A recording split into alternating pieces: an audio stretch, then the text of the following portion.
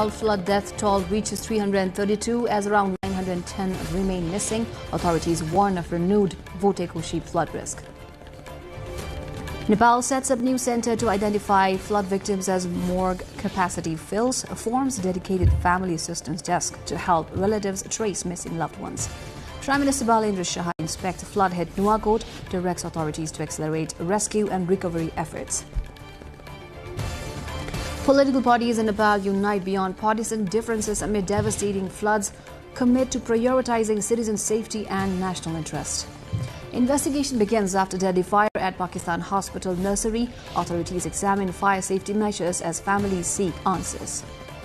And Nepal exits from the top T20 series in Australia with the third defeat, loses the last match against Kingsman Academy by 31 runs.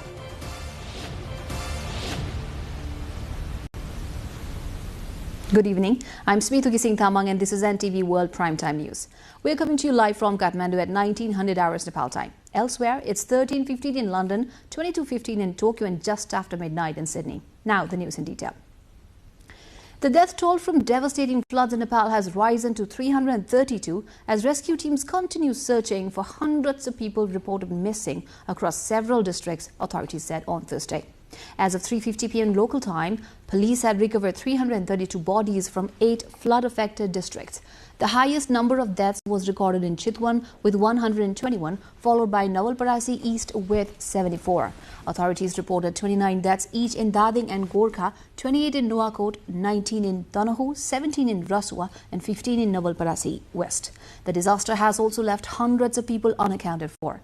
According to the Nepal Tourism Board, 341 foreign tourists and 62 Nepali citizens have been reported missing. More than 133 Indians, 54 Americans and 33 British nationals are among the foreign tourists reported missing. The list also includes 34 Australians, 24 Canadians, 19 Malaysians, 7 Ukrainians, 6 Singaporeans, 6 South Africans, 5 New Zealanders and 5 Japanese nationals. Tourists from more than 25 other countries, including Germany, France, Russia, Spain, Ireland and the Netherlands, are also reported missing, the Tourism Board said. Nepalese authorities have deployed rescue teams to evacuate families from flood risk areas and are coordinating with local residents and government agencies to search for missing people. Crews are also working to clear roads blocked by floods and landslides, police said. Authorities are continuing to recover and identify bodies while attempting to establish the whereabouts of those still missing. The scale of the disaster is expected to become clearer as search and rescue operations reach affected areas. The floods have caused widespread disruption across central Nepal, with rescue efforts complicated by damaged roads and difficult access to affected communities.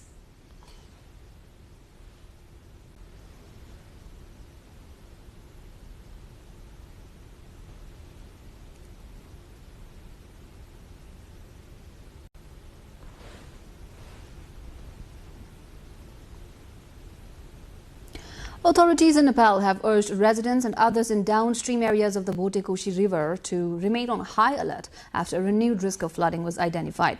The Water and Water Resources Research Center said satellite images received from China and preliminary analysis indicate that a lake has formed near the source area of the flood that occurred on Wednesday.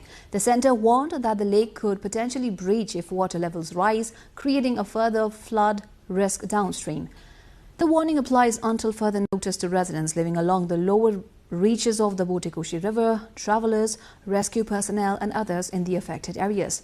Authorities have advised people to stay away from riverbanks and other high-risk locations and to move to safer areas. They have also urged the public to take the responsibility of another flood seriously. Binod Parajuli, head of the centre's flood forecasting section, called on the government, agencies and the public to take necessary precautions in view of the potential risk. Authorities in Bharatpur have established a dedicated centre to manage and identify bodies recovered from flood-affected areas after the morgue at Bharatpur Hospital reached its storage limit. The hospital's morgue can accommodate only 22 bodies at a time. The new facility at the Industrial and Business Development Institute has been prepared to hold up to 500 bodies. Bodies recovered recovered along the Narayani and Trishuli rivers will be taken to Bharatpur Hospital for cleaning and completion of necessary legal procedures. They will then be placed in body bags and transferred to the identification centre. Photographs and relevant information about the victims will be recorded at the centre to help families identify their missing relatives. A dedicated family assistance desk has also been established to provide information and coordinate with affected families. More bodies are being recovered along riverbanks as water levels fall. Authorities expect the new facility to make the management, identification and handover of bodies to relatives more organised.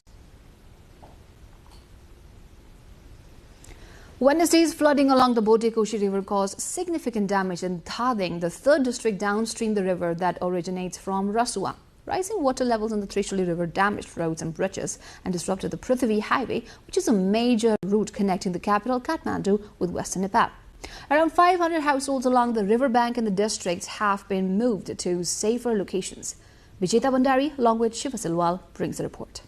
Heavy flooding in the Botekoshi River and the subsequent rise in water levels in the Trishuli River has affected several parts of Thading district in central Nepal. The floods disrupted transport and has displaced communities living along the riverbanks. The full extent of the damage is still being assessed by the authorities. The rising water level in the Trishuli River damaged major infrastructure across the district. 12 suspension bridges and 6 concrete motorable bridges have been destroyed at various locations of Thading. Floodwaters have also reached several sections of the Prithvi Highway, which is one of Nepal's key routes linking Kathmandu with the western part of the country. The flooding deposited large amounts of debris along the highway and disrupted vehicle movement, with authorities working to clear the debris and reopen the highway. Bairini and Galauri Bazars along the Prithvi Highway, along with parts of Gojuri and Benighat Rorang rural municipalities in Thading, are among the affected areas. Meanwhile, the district administration office in Thading has relocated around 500 households living near the Trishuli River to safer locations. The chief district officer said security agencies have been mobilized for search and rescue, relief distribution, and damage assessment. Residents in other high-risk areas to monitor the situation.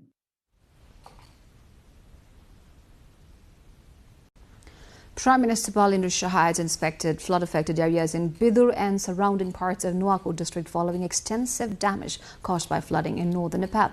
Shah travelled to Nuwakot by road at around 9:30 a.m. with Infrastructure Development Minister Sunil Lamsal.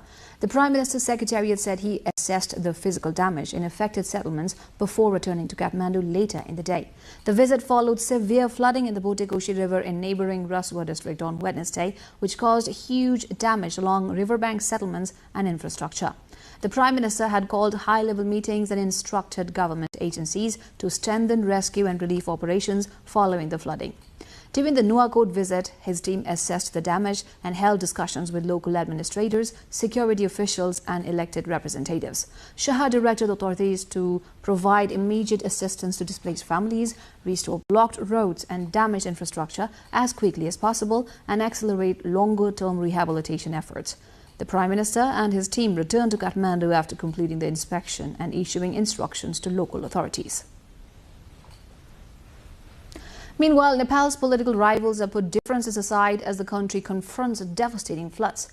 An all-party meeting in Kathmandu has pledged to work together on rescue, relief, rehabilitation and long-term disaster preparedness. The meeting followed a massive flood in the Botekoshi River in Rasua district, which caused deaths, destruction and widespread disruption across several districts. The parties urged citizens to avoid political point scoring and called for responsible use of social media and sensitive information. They also demanded urgent scientific mapping of high-risk glacial lakes, including assessments of risks originating across the border in China. The parties called for stronger international action on climate justice, saying Nepal is bearing the consequences of climate-related disasters. A high-level all-party mechanism has now been formed to coordinate long-term recovery and reconstruction. Time for a short break. We shall be back soon with more updates. Stay tuned.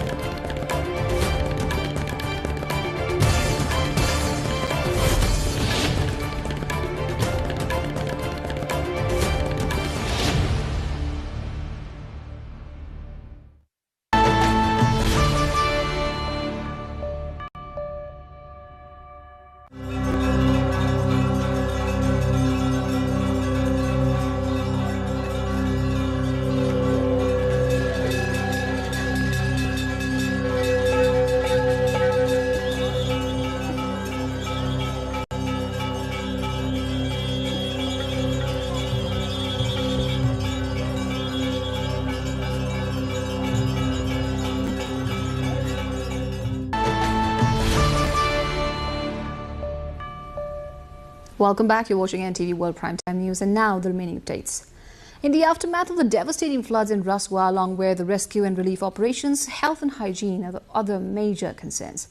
Amid calls to expedite rescue, access to food, clean drinking water, healthcare and temporary shelter for those affected is critical. Amid risk of infectious diseases after disasters, negligence could lead to another humanitarian crisis, according to experts. Recent flooding in the Bhotekoshi River in Rasua caused extensive destruction not only in Dhading and Gorkha districts. In the aftermath, experts have warned that ineffective management of rescue and relief operations following a disaster can create another major crisis. Based on experiences from similar disasters in previous years, experts have urged authorities to remain particularly vigilant this time. Effective coordination among the private sector, non-governmental organizations, and volunteer organizations to ensure immediate rescue of those affected, as well as proper arrangements for healthcare, food, drinking water, clothing, and temporary shelter. Experts have also advised the government to establish mechanisms to prevent duplication in relief distribution and discrimination based on access or influence, ensuring that assistance reaches the people who are genuinely affected. During natural disasters such as floods, landslides, and earthquakes, there is a high possibility of outbreaks of various infectious diseases. Doctors have therefore urged authorities and the public to remain specially alert of this risk. Following floods and other disasters, contaminated water and food can lead to diseases such as diarrhea, cholera, typhoid, and skin infections. The Ministry of Health and Population has advised people to drink only clean and safe water, consume hygienic food, wash their hands with soap and water, keep wounds or injuries clean, and pay proper attention to waste management. Sabika Shrestha, NTV World. Meanwhile, Nepal's Ministry of Health and Population has urged heightened vigilance against infectious diseases following floods and other natural disasters, as contaminated water and food can increase the risk of diarrhea, cholera, typhoid, and skin infections. The Ministry of Health and Population has advised people to drink safe water, eat hygienic food, wash hands with soap, keep wounds clean, and maintain proper waste management. We activated the hospital networks, that's we call it is hub satellite hospital networks. They support them remotely as well as physically. The medical team goes to the local hospitals. We have been providing hotline services from the Kathmandu 1115. 1115 hotline number is a dedicated hotline to provide the healthcare services, and similarly for the mental health service or psychosocial supports, we have been providing 1166 hotline, dedicated hotline for mental health supports. First priority is to rescue them, and then treat them for the physical injuries, and if there is any disabilities that we will try to rehabilitate them and we will support them. We have been coordinating with the local level, province government, and the other government entities, basically security forces and the other entities. In the long run, that we have been preparing for any type of outbreaks that might happen in the local areas, basically for the foodborne disease, waterborne disease, vector-borne disease, any other nutritional supports they may need. Now the systems is better as compared to the last pandemics or last mass casualties, but the level of the flood that we experienced, it was huge for local level. If we talk about the Kathmandu, its preparedness and the supports to the nearby districts, we could do better, but I don't think that all is sufficient. There are space that we can do better. For now, the local healthcare facilities, they are working 24/7. The healthcare workers are fatigued there. That's why we have backup plan. We have backup teams as well. We can deploy them in need, and we have the whole plan in hand. The flood in the Bhotekoshi River has disrupted essential services including electricity, telephone, and internet across parts of Nuwakot, Rasua, Dhading, and Chitwan. The flooding damaged hydropower projects and transmission lines, affecting power supply in the region. Authorities are working at war footing to to repair and restore the services, which are gradually resuming. Electricity, telephone and internet services disrupted by the Votekosi River flood in Rasua, Nuwakot, Chitwan and Thading have gradually started to resume. The flood damaged 431 megawatts of electricity capacity from hydropower projects that have been constructed or are under construction along the Trishuli River corridor, as well as electricity transmission lines in the affected areas. As a result, electricity services were disrupted in some parts of Nuwakot, Rasua, Dhading and Chitwan, which also caused interruptions to telephone and internet services. Thark Bahadur Thapa, director of the Nepal Electricity Authority (NEA), said that repair work on the flood-damaged transmission lines has begun and electricity supply has been temporarily restored in some areas. However, restoration in Rasua may take several days because transportation and access to the affected areas remain difficult. Similarly, telephone services of Nepal Telecom were disrupted at 152 locations in the flood-affected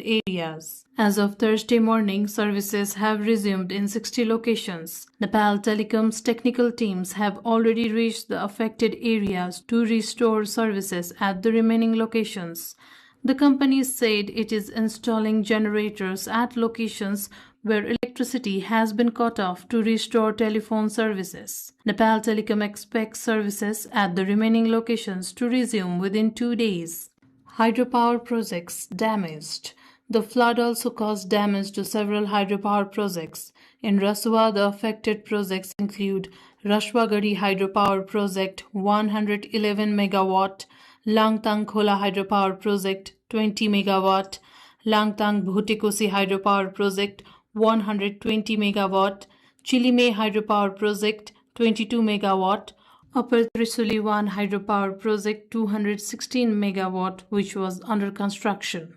Similarly, in Nuwakot, the affected projects include Upper Trishuli 3A 60 megawatt, Upper Trishuli 3B, which was under construction, of 37 megawatt, Trishuli Hydropower Station 21 megawatt, Devighat Hydropower Station 14 megawatt, and 25 megawatt solar power plant constructed by the Nepal Electricity Authority. 3 newly appointed ministers were sworn in today in Nepal's Karnali province, completing the province's cabinet under the leadership of the Nepali Communist Party (NCP).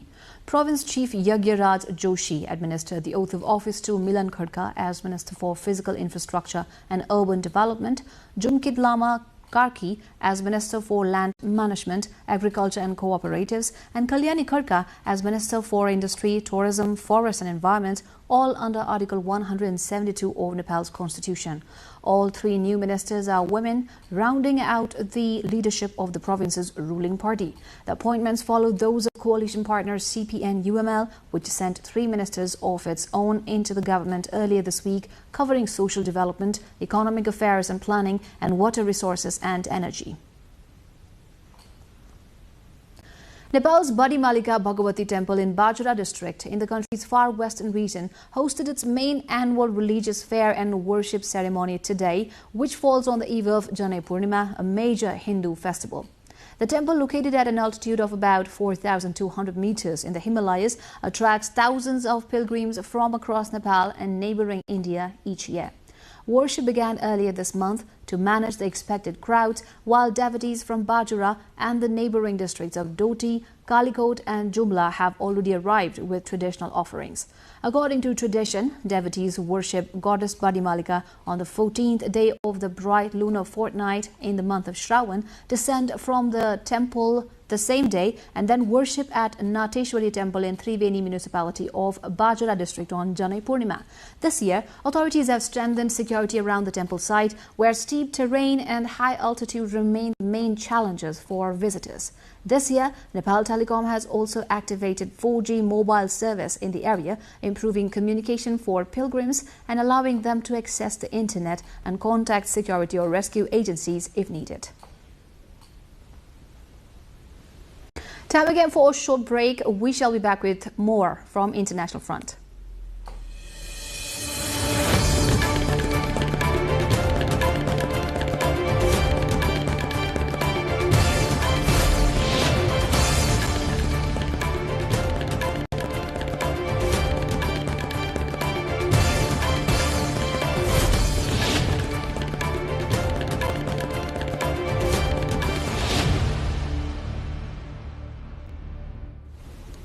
Nepal's Ministry of Foreign Affairs has formed an emergency response team to coordinate search, rescue, information verification and consular assistance for foreign nationals affected or missing in the Rasuwa flash floods.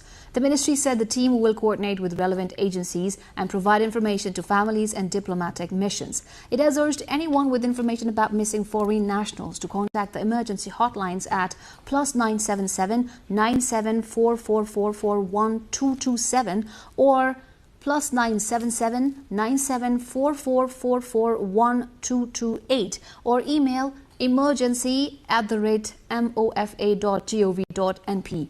The ministry also appealed to the public to avoid spreading unverified information and rely on official updates. Australian authorities are urgently working to locate Australians reported missing following devastating flash floods and landslides in Nepal's northern border region.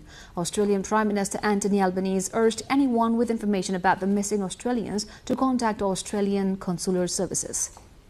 At this point, there are 34 Australians who are missing. We are asking for those with information, and hopefully through this we'll get you the numbers to put up on screen where people can contact our consular people. At this point, Nepal, is a developing country.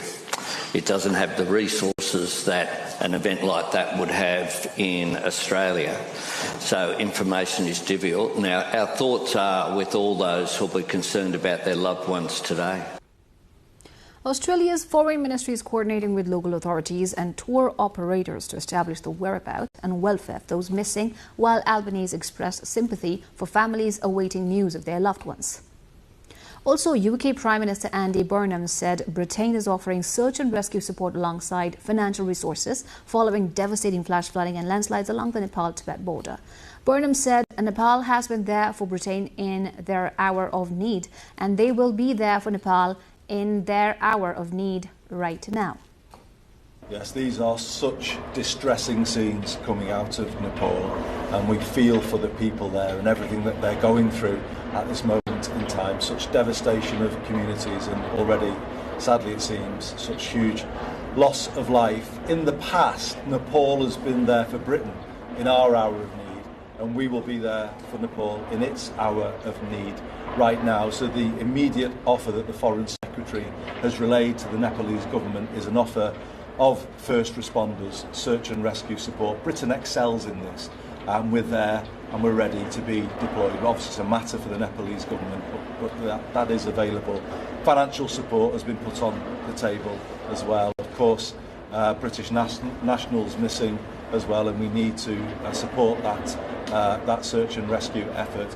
We're also redeploying Foreign and Commonwealth Office staff from the wider region into Kathmandu, so that there is a 24/7 consular support for British nationals in the country, but of course their families back here at home who are obviously going through some really difficult moments right now. So a comprehensive package of support has been put forward, but we'll continue to work closely with our colleagues in the Nepalese government over the coming hours and days, and obviously we all hope and pray for everybody affected by these devastating events.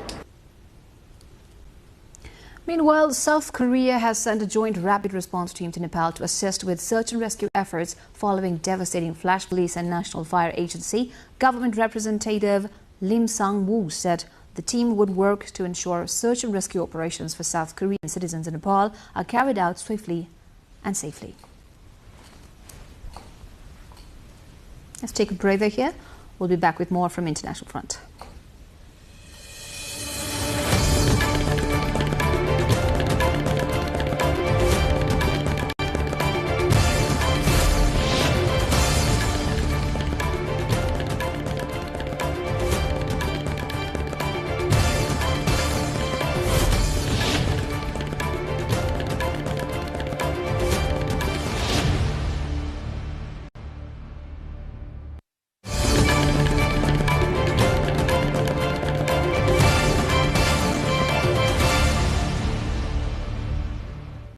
You're watching NTV World Primetime News, and now the updates from Global Arena. A government investigation team visited Pakistan Institute of Medical Sciences on Thursday after a fire in the hospital's neonatal unit killed newborn babies. The fire broke out early Wednesday and spread rapidly through the nursery. Prime Minister Shehbaz Sharif has ordered an investigation into the cause of the fire and the hospital's fire safety measures. Initial reports pointed to an air conditioning unit, while a preliminary hospital report suggested a possible nebulizer blast. Officials said the high concentration of oxygen in the nursery contributed to the rapid spread of the fire. The incident has prompted renewed scrutiny of fire safety arrangements in hospitals across Pakistan, while affected families are seeking answers. China has rejected U.S. allegations that Chinese state-sponsored hackers targeted American government agencies and critical infrastructure. The U.S. Justice Department and FBI said they had seized internet domains allegedly linked to a Chinese hacking group and accused it of targeting several U.S. government agencies and other institutions. U.S. officials also alleged attacks involving hospitals, universities, telecommunications providers, energy companies and financial institutions. China has repeatedly denied accusations of state-backed cyber attacks, describing such claims as unsubstantiated. The latest dispute comes amid continuing tensions between Washington and Beijing over cybersecurity.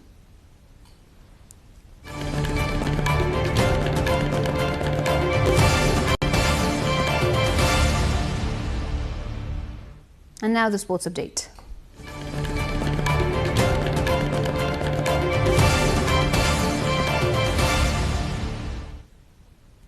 Nepal A suffered its third defeat in the ongoing top T20 series in Australia with the 31 runs loss against Kingsman Academy today. At Darwin's Marara cricket ground, Kingsman batted first after winning the toss and posted 198 runs for the loss of 5 wickets. In reply, Nepal was bowled out for 166 runs in 19.2 overs. With this loss, Nepal's chances of reaching the semi-finals have ended. After 3 defeats, Nepal sits at the 7th place with 4 points from 5 matches.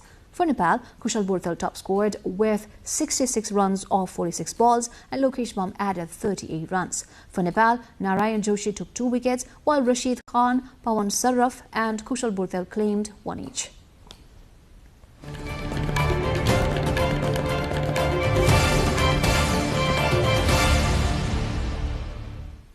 We're almost at the end of our news bulletin, but before we say goodbye, here's a quick reminder of our top stories.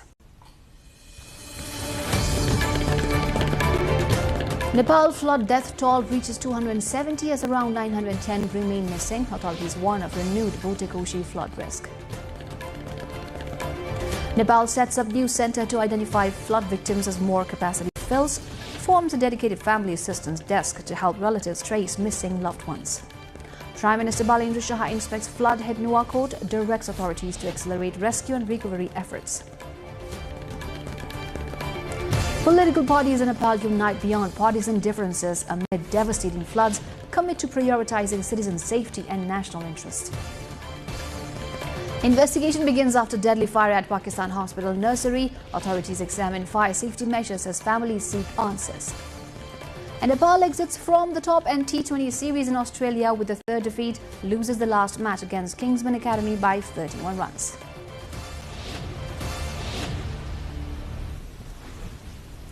That's it for this edition of Primetime News. Our next bulletin will be at 2200 hours Nepal time. Do join us through our social media and get the latest updates from our official website, nepaltelevision.com. Thank you for staying with us. Have a wonderful evening ahead.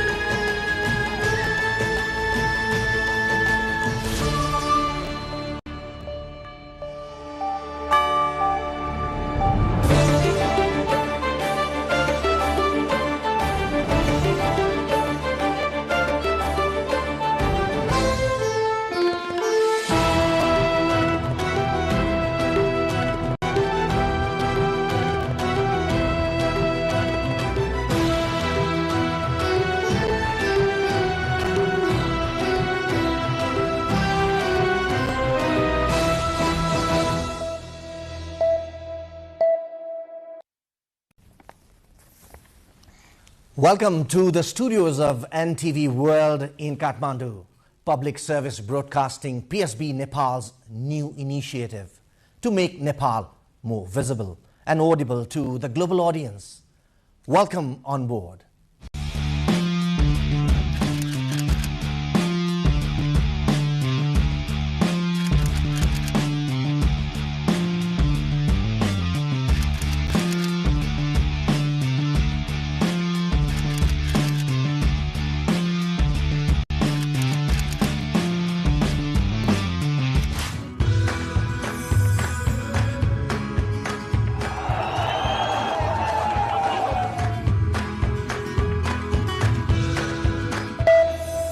This is NTV World, facts that speak, insights that matter.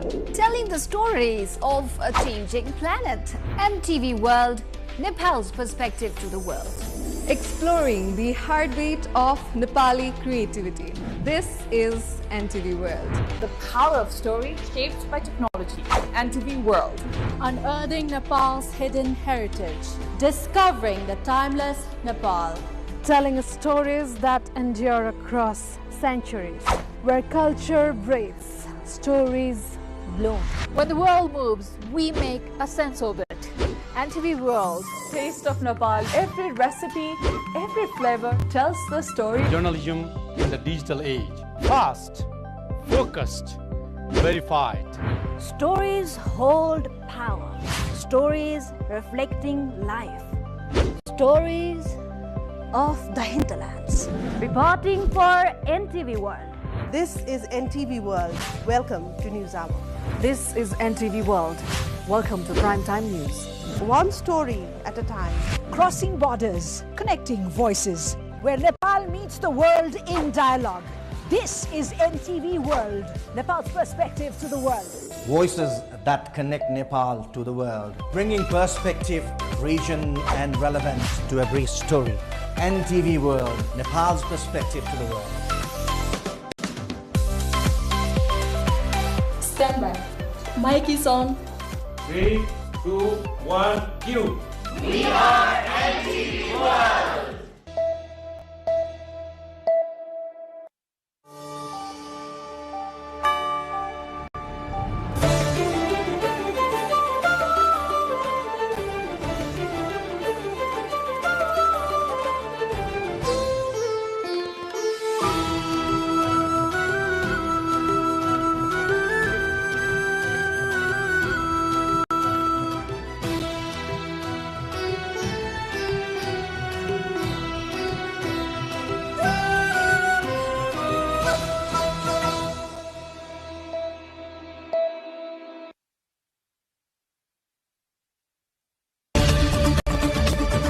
Hello and welcome to The Perspective. I'm Sabika Shrestha, your host for the program. From major headlines to the issues behind them, we gather week's top stories and explore how they are shaping the path forward. In this episode, we discuss Nepal's major administrative and fiscal reforms, from restructuring ministries and reducing civil service positions to the nationwide rollout of fortnightly salaries for federal employees. We explore what the O&M survey means for government staffing, how the public views the proposed job cuts, and how Nepal's new 15-day salary system compares with practices around the world. The RSP government, in its 100-day plan, had announced swift and result-oriented bureaucracy. In line with the aim, the organization and management O&M survey have been conducted at almost all government entities at war footing. The aim is to identify the workforce based on the service delivery and the demand of the organization. The survey has proposed significant changes to staffing across 18 ministries, with 15 ministries having submitted their revised structures so far. Here's an explanatory story. The National Personnel Records Office, which maintains updated records of all civil servants, said staffing registration process for 13 of the 15 ministries and their subordinate offices has been completed in the last 5 months. The staffing details of 2 ministries were submitted only recently and their registration process has begun. The office said the entire process for 10 ministries has been completed and the details have already been sent back to the respective ministries. According to Director and Information Officer Sudan Kwakali Shrestha, the staffing structures of the Ministry of Finance, Ministry of Foreign Affairs and Ministry of Agriculture are still pending. 15 वटा मध्येमा पनि 13 वटाको चाहिँ हामीले काम सम्पन्न गरिसकेका छौं त्यो आएको विदिन 2-3 दिन भित्रमै त्यो संख्या हेरेर आज मात्रै पनि 2 वटाको आइपुगेको छ अब आउन बाँकी चाहिँ 18 मध्येमा 15 वटा आइसकेपछि 3 वटाको चाहिँ बाँकी छ 3 वटाको मा परराष्ट्र मन्त्रालय कृषि वन मन्त्रालय र अर्थ मन्त्रालयको चाहिँ आउन बाँकी चाहिँ देखिएको छ सायद केही दिनमा आउँछ होला. An analysis of the 10 ministries whose staffing registration process has been completed shows that 500 positions have been cut from their previous staffing levels, while the analysis of the remaining ministries is yet to come. संगठन संरचना कर्मचारीको total कति आउँछ, केन्द्रमा कति आउँछ चाहिन्छ, प्रदेशमा कति चाहिन्छ र स्थानीयमा कति चाहिन्छ एउटा खाका तयार हुन्छ र कामको नेचर अनुसार हामीले दरबन्दीहरूको व्यवस्थापन गर्दै जानुपर्छ. अब मलाई जे आशा लाग्छ दरबन्दी घटाउनु भन्दा पनि कहाँनेरि दरबन्दी आवश्यकता छ र कहाँनेरि दरबन्दी घटाउनु पर्ने छ समग्रमा पहिला त्यो विचार गर्नु पर्यो.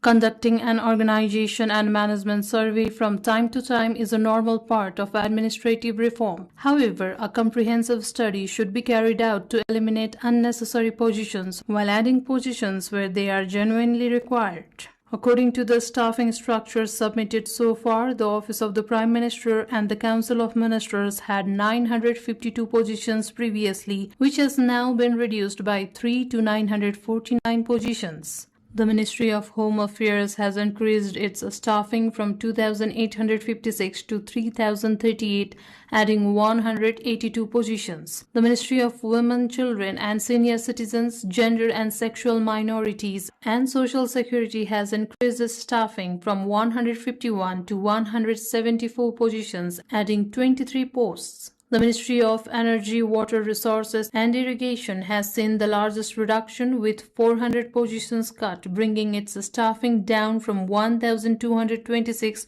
to 826. The Ministry of Culture, Tourism and Civil Aviation has reduced its staffing by 166 positions from 724 to 558. The Ministry of Education and Sports has cut 139 positions, reducing its staffing from 1,043 to 904. The Ministry of Land Management, Cooperatives, Federal Affairs and General Administration has reduced its staffing by 135 positions from 418 to 283. The Ministry of Industry, Commerce and Supplies has cut 92 positions, bringing its staffing down from 789 to 697.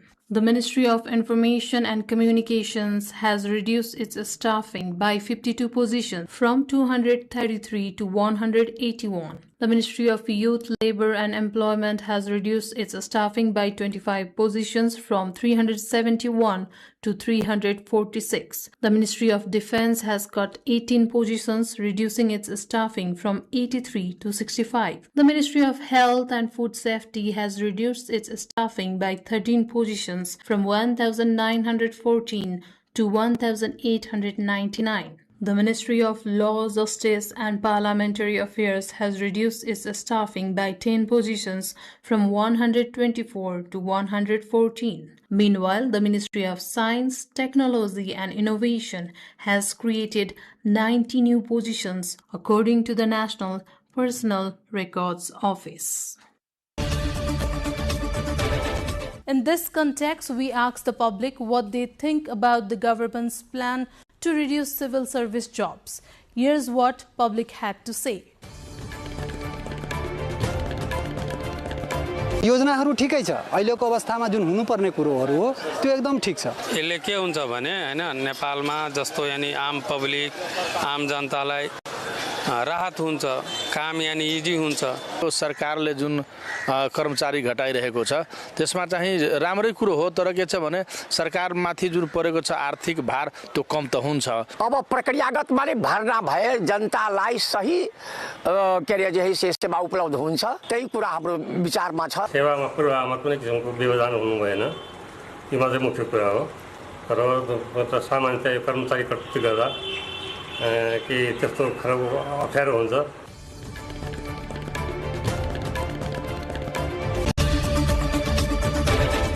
Nepal is all set to become the first South Asian country to pay federal civil servants every 15 days, replacing the existing monthly salary system. The new arrangement will begin from August 31, while provincial and local government employees remain outside the system for now. We will look at how the new system works and how it compares with salary practices around the world. Moving away from the long-standing practice of monthly pay, the Nepal's Ministry of Finance has ordered federal offices to issue salaries and allowances every 15 days. This makes Nepal the absolute first country in South Asia to test a bi-monthly system. Regional giants like India, Pakistan and Bangladesh still strictly stick to a single end-of-the-month payday. While this is a new trend to our region, getting paid twice a month is already an established practice in several major global economies. United States, Canada, Australia, Brazil and the Philippines have heavily utilized bi-weekly or semi-monthly pay systems for years to keep cash flowing through their markets. But as this trend-breaking pilot transitions into a nationwide federal rollout this month, it is sparking intense debate. Let's take a look at the economic pros and cons of this major reform. The primary goal is economic stimulation. Finance Minister Dr. Swarnim Wagle noted during the system's launch that injecting around 10 billion rupees into the market every 2 weeks will instantly boost consumer demand and aid small businesses. Furthermore, it offers immediate relief to lower labor workers, saving them from high-interest short-term loans just to pay daily groceries at the end of the month. However, this is also brings massive administrative pressure. Doubling the pay cycle literally doubles the workload for accounting staff. The Financial Controller General Office had to temporarily pause the program earlier this summer to fix severe software configuration glitches within the computerized government account system. There are also complex challenges in accurately calculating monthly tax deductions and pension funds across 2 separate pay periods. Whether this bold move will permanently modernize the South Asian workforce or collapse under administrative weight remains to be seen. To discuss more on this issue, we are virtually joined by Dr. Prakash Kumar Shrestha, former Vice Chair of National Planning Commission of Nepal. Welcome to The Perspective, sir. Thank you. Thank you very much. So how practical is the government's plan to reduce civil service positions? Can it genuinely improve efficiency in service delivery? It shouldn't be good to say reducing. It should be a restructuring. Maybe the number could be same, but the right people should be in the right number. And that's why government should restructure. In my experience, I found that there are some over surplus human resources, manpower in some places, some offices, and in some kind of human resources, but the shortage normally shortage in a technical manpower in technical offices. So that's why there should be the restructuring instead of saying the reducing the size of the human resources in the government structure. With the O&M survey proposing changes across ministries, what should be the key criteria for deciding which positions and institutions are essential for effective service delivery? That should depends on role and responsibilities of the institutions and the responsibilities of the federal government. Given the federal systems, now we have the 3 tiers of system. That's why without duplications, without the overlapping of the functions, the O&M service should define the exact roles and so that there will be the right number of people with the right types of skill that is needed. Now, actually, the government should increase the capacity to deliver the public services and like some technical manpower needed for the execution of the capital expenditures or the management of the projects. Sir, how can Nepal's broader federal restructuring, particularly the roles and responsibilities of the federal, provincial and local governments, affect the size and structure of the civil service? Obviously, we are in the federal system. Now we have three tiers of governments, and our constitutions already demarcated what are the role of all these three tiers. So there should be the clear distributions of the role and responsibility and works. There should be some additional laws so that some concurrent duties or responsibility can be clarified. Based on that only, we should decide the size of the number of the employees in federal, province, and local. There shouldn't be the duplications and the right distribution of the work given their capacity, and we should also increase the capacity of the subnational government. And now, actually, we should hand over as much as functions that the subnational government can do, so that the federal government central government can focus on the policy, laws, and foreign relations, only the main and the big projects. So that's why there should be clear demarcations of the function among the three tiers of government. Mr. Shrestha, could reducing federal government positions create a leaner and more productive bureaucracy, or could it weaken the government's capacity to deliver essential public services? What do you think? It depends on how we do. Actually, as I said earlier, it should be the effective restructuring so that the public service delivery or governance effectiveness will be increased. Just reducing haphazard reduction only the in number may not be able to deliver the expected outcome. That's why there should be the right people and right number in right places. And that's why the strategically and doing the deep analysis given these current conditions, federal conditions, and our role and responsibility, and depending on the people's expectation, the government should deliver the people's expectations. Now people have the very high expectation from the government. So considering all of these things, there should be the restructuring, and that makes obviously government will be linear and more effective. So what would be the actual economic and fiscal impact of shifting federal civil employees from monthly to fortnightly salaries? Yes, the new system government has started actually in the other country, in the advanced country, this type of system already in place. And obviously it increased the income cycles and the velocity of cash flow. So that the government, the people, actually the employees will make the expenses in higher frequency, so that the retail business and the consumers goods producer or there's the market can get benefit, but some administrative hassle or some administrative cost for the government will increase, because the government has to now do the same function twice in a month. That will increase some administrative cost for the government. But overall for the economy, it's a good.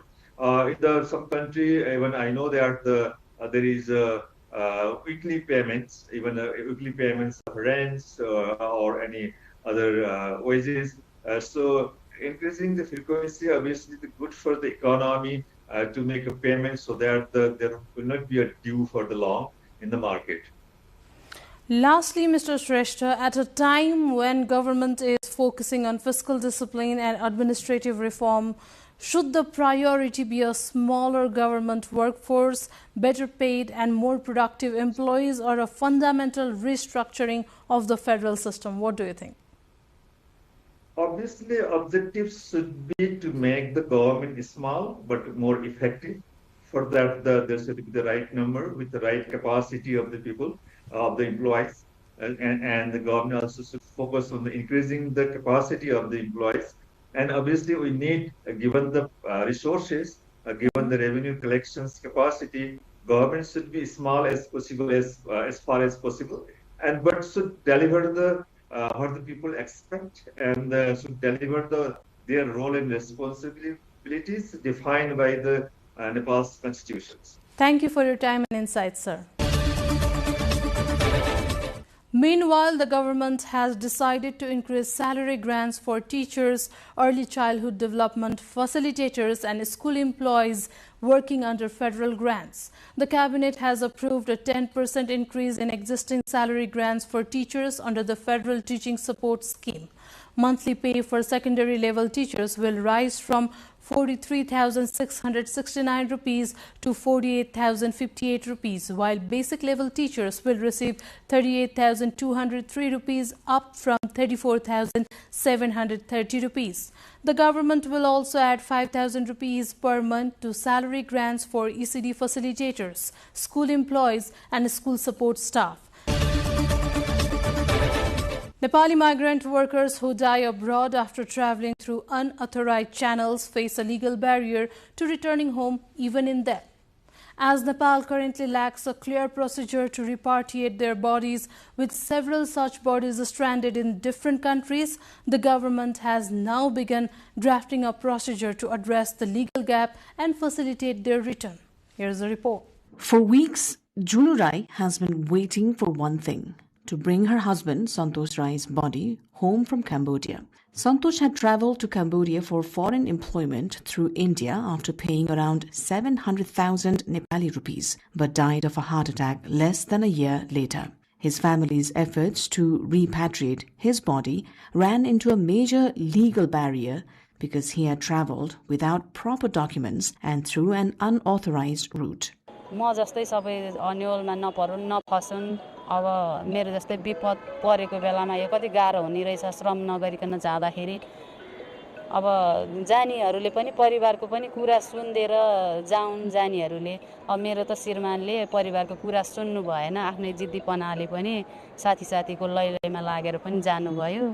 Junu came to Kathmandu seeking government help, while lawmaker Ashika Tamang repeatedly raised the case in the parliament. The case has now exposed a wider problem. The foreign ministry says the bodies of around 10 Nepalis who died abroad after traveling through unauthorized channels are currently stranded in different countries. Officials say Nepal previously had no clear legal procedure to repatriate such bodies, but following growing pressure, the government has now drafted a procedure and sent it to the finance ministry for approval. कार्यविधि बनाएर हामीले अहिले अर्थ मन्त्रालयमा पठाएका छौं. अर्थ मन्त्रालयबाट स्वीकृति प्राप्त हुने बित्तिकै यो कार्यविधि कार्यान्वयनमा आउँछ र हामीले सकेसम्म अहिले हामीले कार्यविधिमा केही सीमित प्रस्तावहरू मात्रै गरेका छौं. त्यसमा सब फिर्ताको विषयमा कोमा अथवा चाहिँ विशेष हिसाबले उपचार त्यसमा पनि केही सीमितता राखेका छौं. जस्तै अनलिमिटेड पैसा लाग्यो भने 1 करोड अथवा 50 लाख रुपैयाँ लाग्यो भने के गर्ने भन्दा हामीले चाहिँ यसलाई 12 लाख रुपैयाँसम्म चाहिँ नेपाल सरकारको क्याप राखेका छौं. यो प्रस्तावित कार्यविधिमा अर्थले अझै त्यो प्रक्रियामा नै छ. For workers who travel through legal channels, insurance and repatriation support are already available through the Foreign Employment Board. Last fiscal year alone, more than 1,200 Nepali workers' bodies were brought back to Nepal through the formal system. Now, the government faces the challenge of creating a system that can also bring home those who fall outside that legal safety net. That's the perspective for this week. We'll be back next week with other major highlights. Stay tuned to NTV World.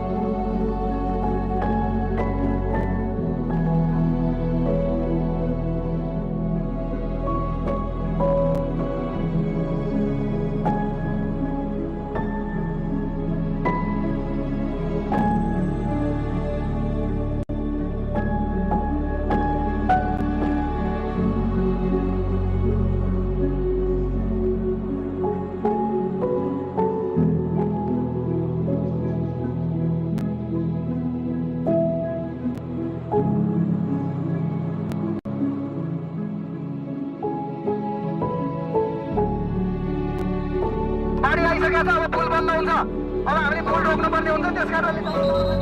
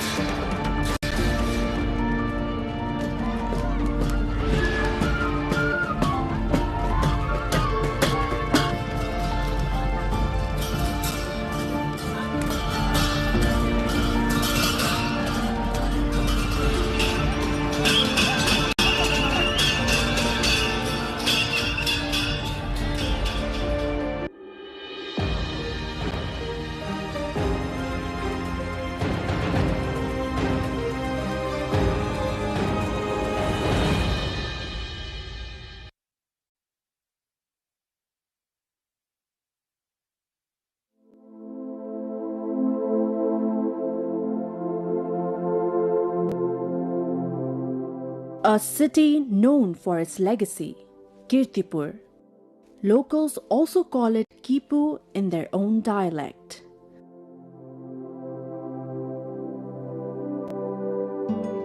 It is the largest ancient settlement after Kathmandu, Lalitpur and Bhaktapur.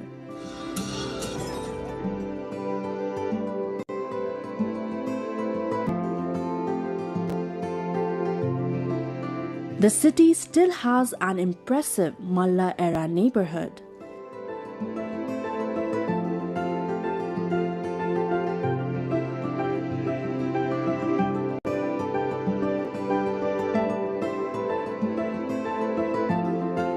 It is also home to Taudaha, the largest lake in the Kathmandu Valley.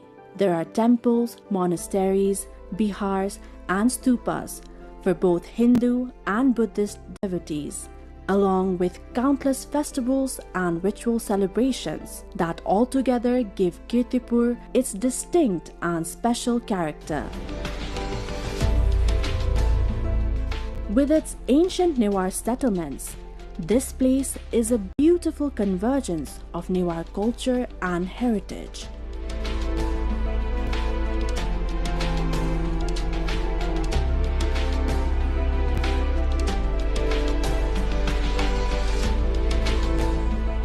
The 2nd century settlements here, the temples and the stupas, along with the legends and the faiths surrounding them, are fascinating. Situated beside the Kathmandu Valley, which once was a natural lake itself, Kirtipur developed as a flourishing hub of early settlement and culture. Because of this, the area is exceptionally valuable for historical and cultural study. A long time ago, the children of Kirtipur's farming families apparently made a clay tiger to play with while herding sheep and goats. To make that tiger look even more lifelike, they wanted to add a tongue. So they left their sheep and goats nearby and went into the forest to gather leaves for it. Upon returning, the children found their sheep and goats missing.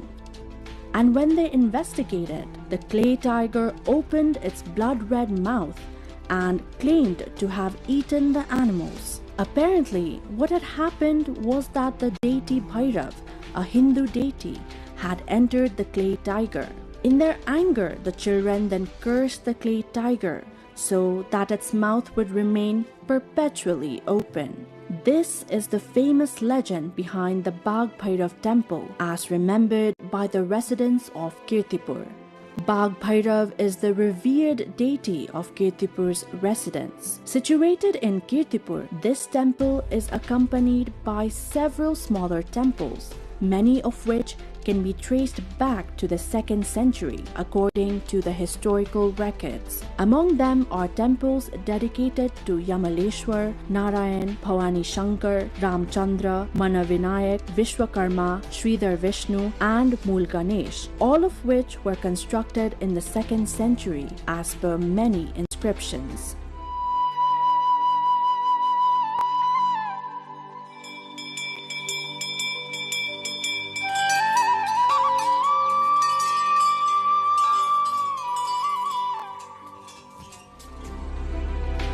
The historical records mention that the Bagh Bhairav temple, originally made by Shivadev, was again renovated in the 16th century by Jagatpal Varma into a 3-tiered pagoda style. This makes the temple a central attraction of Kirtipur.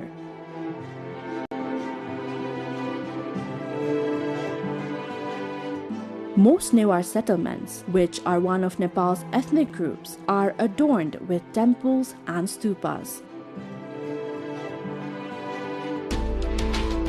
So Kirtipur is home to countless temples and stupas as well, too many to count by hand. The Uma Maheshwar temple here is located at the highest point in Kirtipur. From here, one can take in panoramic views of the entire Kathmandu Valley. Swayambhu, an ancient Buddhist stupa, is clearly visible from this vantage point. It is said that the temple's elevation is roughly the same as that of Swayambhu's. On clear days, the world's highest peak, Mount Everest, can also be seen from here. Uma Maheshwar, representing the Hindu deities of Shiva and Parvati in another form, is considered a symbol of family happiness and love. The temple's tiered roofs, its design, the surrounding houses, and the views are not only beautiful but also reflect its historical significance. It is an excellent place to explore and spend an entire day.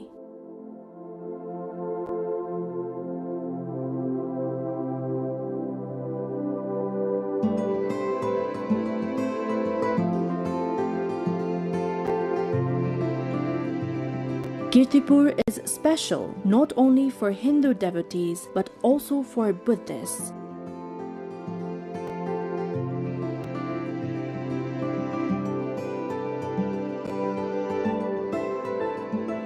Its stupas and vihars are ideal for the study, research, and promotion of Buddhism.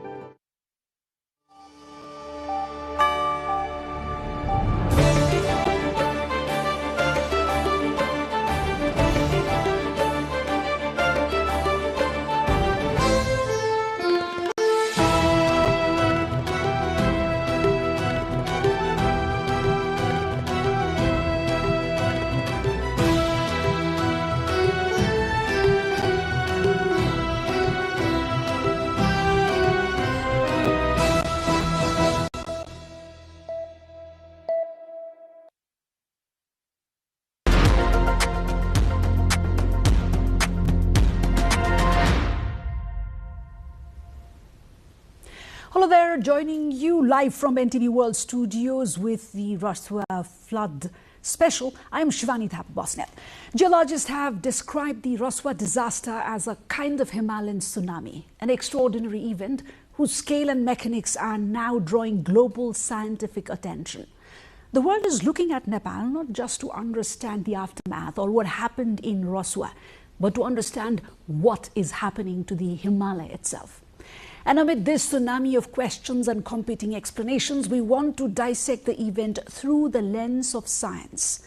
Our guest has spent 25 years studying the Himalayan cryosphere, glaciers, mountain hydrology, glacial-hydrological modeling, extreme events, and critically, early warning systems. Dr. Rijan Bhakta-Kayastha has developed models to understand glacier mass balance and river discharge and has worked extensively on GLOFs, flood forecasting and climate impacts on Himalayan water systems. So rather than simply asking what happened, today we want to understand how it happened and whether our science can see the next one coming. Welcome to NTV World Studios, Dr. Kayastha. Okay, thank you very much. Namaste. Right, so pleased to have you here. Okay. Let's go back to Raswa, right? If you had to reconstruct that event scientifically, right? From the moment something happened, that event started, to the destruction wave that reached Raswa, right? What is the best explanation of the sequence that you buy? So we also didn't expect that we will have such huge amount of flash flood from such a small area, we can say, because we have many glacial lakes, but in those areas we have only few glacial lakes and few glaciers.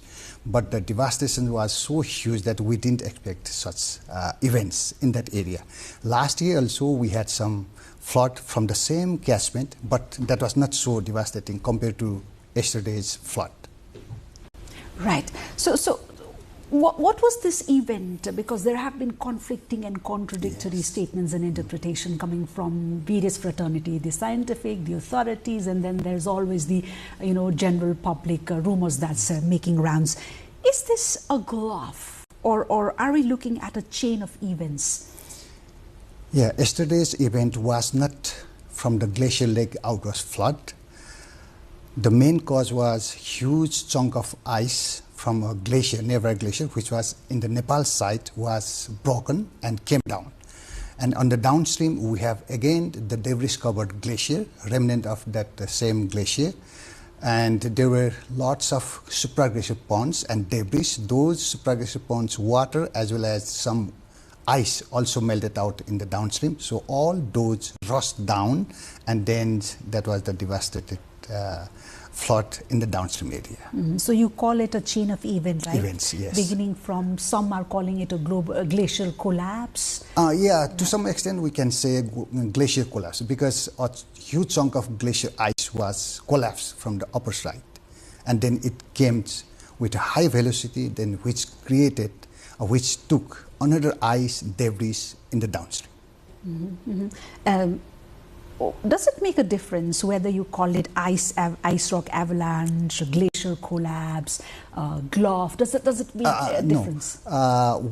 Yesterday's event, we can't say as a GLOF. GLOF means glacial lake outburst flood. But the yesterday's event was not from the glacial lake outburst event, and that was from the huge ice mass collapse from the glacier. That we can say ice avalanche or collapsing of the glacier ice. And as you said, it occurred in the Nepali side of the territory. The glacier lies in the Nepal side. This is very on the north side of Langtang Valley, because Langtang is very popular in the tourist area as a tourist spot. But that was on the south side. South side, there were many glaciers, big glacier also there. We have studied since the Japanese has studied since 1970s, 1980s. We also studied a lot on the southern side, but we never studied on the north side, which was collapsed yesterday. So that was a blind spot. Yeah, to some extent blind spot, and that is also due to its topography. It's very steep, nobody is there, there is no route, nobody has gone there. Dr. Kaiser, for someone watching this who knows nothing about glacial hydrology, take us through the event in very simple terms. What happened? What happened to the water, the ice, and the river? If you could explain to a layman. So in case of glaciarized river basins, we have lots of glacial lakes. And those glaciers are melting very fast, mainly due to the climate change. Climate change means it's increasing air temperature. In Kathmandu also, when we didn't have any rains, we feel very hot. So same thing is also happening in the Himalayas, where we have a glacier ice.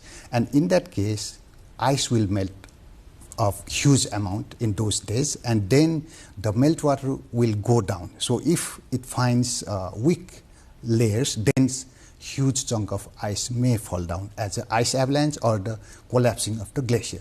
So such things is happening nowadays, and that is mainly due to the increase in air temperature. And not only in Raswa, we have in other areas also, in Tibet also, we had such events, and in other areas also. Could you also shed light on why does, adding all the ice, sediment and boulder make a flood so much more destructive? So in yesterday's case, huge mass of ice fell down from the upper side that may be 300-400 high up. So when it falls from high altitudes, then it will be very high velocity. Then it can struck in the downstream. In the downstream also, it will carry debris, dead ice also. So all went down, and then since it's a very steep topography, the velocity will be very high. Then it can further destroy the nearby river banks. The toe cutting will happen. Lots of debris will incorporate in that flood water. So it will be more intensive than when it travels down. So that was happened yesterday's flood. So you mean to say the topography or the steep terrain is one of the major factors? Yes. For the magnitude with which, yes. The impact was created. Yeah. And could you also shed light on the funnel effect? Was this into play in this episode of flood? This final event, you mean? Right. Funnel effect of how the debris, fell down. Yeah. So in the beginning, only the ice will fall, and it will carry whatever on its way down. So in the right down, we have a debris covered glacier. Debris covered means it will have lots of boulders and gravels and etc. So these all will be carried out that from the falling ice, and further down it will cut the toes of the mountain valleys, river valleys, and then it will be more intensified. And since it's a very steep, its velocity will be very high, so that it will be very destructive in the downstream. That was happened yesterday's case. Monsoon is not enjoyed as much as it used to be in Nepal these days for the many destructions that it has brought. Yes, but when we say monsoons, we have to think in the two ways. One is high air temperature, when we don't have any rain, but in some days we may have a heavy torrential rains. But in yesterday's case, it was not due to the heavy rain, it was due to the high air temperature which melts the ice a lot, and it broke that huge ice from that glacier. Yeah, going back to Wednesday morning, that's yesterday, Nepal woke up to this very, very tragic news, right? So it really struck awe. So, and we've been talking to many people ever since. I've been talking to journalists, people who have traveled, experts and scientists, right? And experts and scientists like you. So we've seen, from all those accounts that I've gathered, we've seen indications of changes in water levels before this catastrophic surge. This is coming from the accounts of people who've traveled to those places, right? Now, please tell me one thing. If a river is blocked upstream, right, shouldn't a sudden fall in discharge or a very unusual change in water level be a warning signal? Yeah. In the beginning also, we also thought that the ice may have blocked that Lende River. But when we have seen the satellite images, we didn't see such a formation of such a huge lake. So it means there was no lake formed in the beginning, and now we can see that there was a small lake formed, which is not so serious compared to the yesterday's flood. And that was mainly due to the ice avalanche, and then it brought down many other ice in the downstreams. And that is the main cause for yesterday's event. So you completely rule out the possibility of a artificial dam that was created by a blockade? Yes, it seems like that, yeah. Right. And also there was no bluff, because we have already checked the satellite images that the one potentially dangerous glacier lake is also intact there, and other 3 little big glacier lakes are also still there, and like last year's flood, there were many supraglacial ponds which are also intact. If you could explain to ordinary viewers, what is a supraglacial lakes means in the glacier, especially debris covered. Debris covered means rock, boulders and everything is there. So when we have small ponds form on the glacier's surface, then those supraglacial ponds will increase its size, because water has higher temperature than the ice. It will be 2-3 degrees centigrade, but as we know, ice is 0 or minus 2-3 degrees centigrade. So it gradually increase ice melt, and then those supraglacial ponds will increase. Then if we have series of supraglacial ponds on that glacier, then those supraglacial ponds will be merged and becomes a large supraglacial lake or the glacier lake. So that is the phenomenon, and those supraglacial lakes may be connected internally. That we call in the scientific term in-glacial channels. Through the in-glacial channels, those supraglacial lakes may be connected, and when we have a very high temperatures, those meltwater will be warmer, then we may have a huge channels, and from that channels we may have a outburst in the downstream areas. Flash flood, as a flash flood it will come. Right. There have also been statements, and especially on the occurrence of an artificial lake, glacial lake, right? Which, again, quoting the Chinese side, people have been saying that it still exists, and still we're not still out of danger. And there are also expectations of a second wave of flood have been, stated. Yes, we can also see that small lake formed after that event. And its area, they have mentioned that 0.11 square kilometer. But since I think it's not so big area, and it may have less water, so even if it outbursted, there will be less impact in the downstream, because yesterday we had a huge impact, and if even that lake outbursts or it breaches, it may come slowly, then we will have no problem. But even if it comes very fast, I think less damage will occur, we can say. Yeah. Disasters, especially natural disasters, is a common phenomenon in Nepal, Dr. Kaister. But the magnitude with which this flood occurred has certainly drawn global attention. And major concern and queries have been raised on the monitoring mechanism. So did we miss a signal that our monitoring system should have got? Yeah, we have to install monitoring systems in such rivers. And after last year's event also, we are saying that we need to monitor all the rivers which are flowing from such glaciarized river basins. And the government of Nepal has already installed in some few rivers, and which are in the downstream of big glacial lakes, but not from all river basins which are coming from the glaciers. So we have to install early warning systems by measuring the water levels of those rivers. At least in one river we have to keep 2 water level sensors, one upstream very near to the China-Nepal border and one downstream. Actually in this Trisulu river we have 4 or 5 water level sensors which were all washed away before giving the data.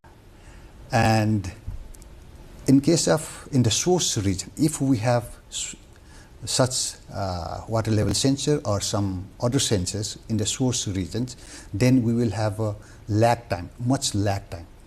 But in that source regions, it's very remote, nobody is there, and terrain is also very steep. So therefore we couldn't put anything in those areas. But now what we are saying that we need to put at least field cameras which can monitor its physical features. If something happened, then we will be quickly known, and then we can warn in the downstream. So that, I think, from now on, so within 1-2 weeks, we have to install in other areas where we have still such huge glacial lakes are existed in Nepal. So are you saying that we did not have adequate monitoring apparatuses? Yes, it is in not an area enough. Which is so sensitive. Yeah, because we have such glacial lake, huge numbers from east to west. For your information, so in Nepal, we have 2,374 glacial lakes and more than 3,800 glaciers. So those all are in very dangerous, and out of 2,374 glacial lakes, 21 are potentially dangerous glacial lakes, and not only 24 in Nepal, so we have another 25 glacial lakes, potentially dangerous glacial lakes in Tibet side and 1 in Indian side. So we have total 47 potentially dangerous glacial lakes, which may affect Nepal like yesterday's event. You said 24 on Tibet side alone, right? 25 in Tibet. 25 in Tibet Yes, side Tibet alone. side, So yes. if that is the case, I'm sure China has put up some very strong monitoring mechanism there. It should be in place. So why were we not able to access the information, or does any mechanism is in place or not? No, in China also they haven't put monitoring or the early warning systems in whole those 24 glacial lakes, because some of those lakes are also very remote, and some which are near, they have done time to time they are monitoring, but not all 25. And we are also, the government has also approaching them to share the data, and that was happened in 2-3 years before also. They informed the Nepal side that the lake was dammed, the river was dammed, and huge lake was formed. So we are trying to reduce the water level. Be careful in the downstream. And fortunately, it was happened nothing. It was lowered down manually, slowly. It was drained. So there is some communication, but from now on, I think that we have to create one technical team so that we will be sure in such events. Let me come back to the terminology, Dr. Kaista, again, because we're hearing so many terminologies which is so new to all us. Are new, yeah, right? very new. The USGS says it's a glacial collapse which triggered the entire phenomenon. And then there are, again, I said ice avalanche, debris flow, and then there are scientists from Nepal as well who are calling it a glacial surge, right? Are these interchangeable? Or are we actually talking about very different physical processes? No, glacier collapse we can say to some extent, because glacier collapse means the huge ice avalanche. Glacier collapse as well as a huge ice avalanche we can say, but glacier surge we can't say, because glacier surge means it will surge, it will move the glacier in very fast, and it may occur in 1-2 months to 1-2 years. And then huge ice mass will move very fast. But yesterday's event was not like that. It fell down immediately. In less than 1 minute, everything collapsed. And the debris flow means the debris which are flowing from the high areas. Like the 2021's Melamchi also, we can say it's a debris flow. Okay, maybe I'll be putting you out of context, but I also came across a terminology called glacial volcanism. That is also different, and it can occur where volcano is active, and on top of that we have a glacier. That is in Iceland and somewhere we have such, but in case of Nepal we don't have such glacier volcano.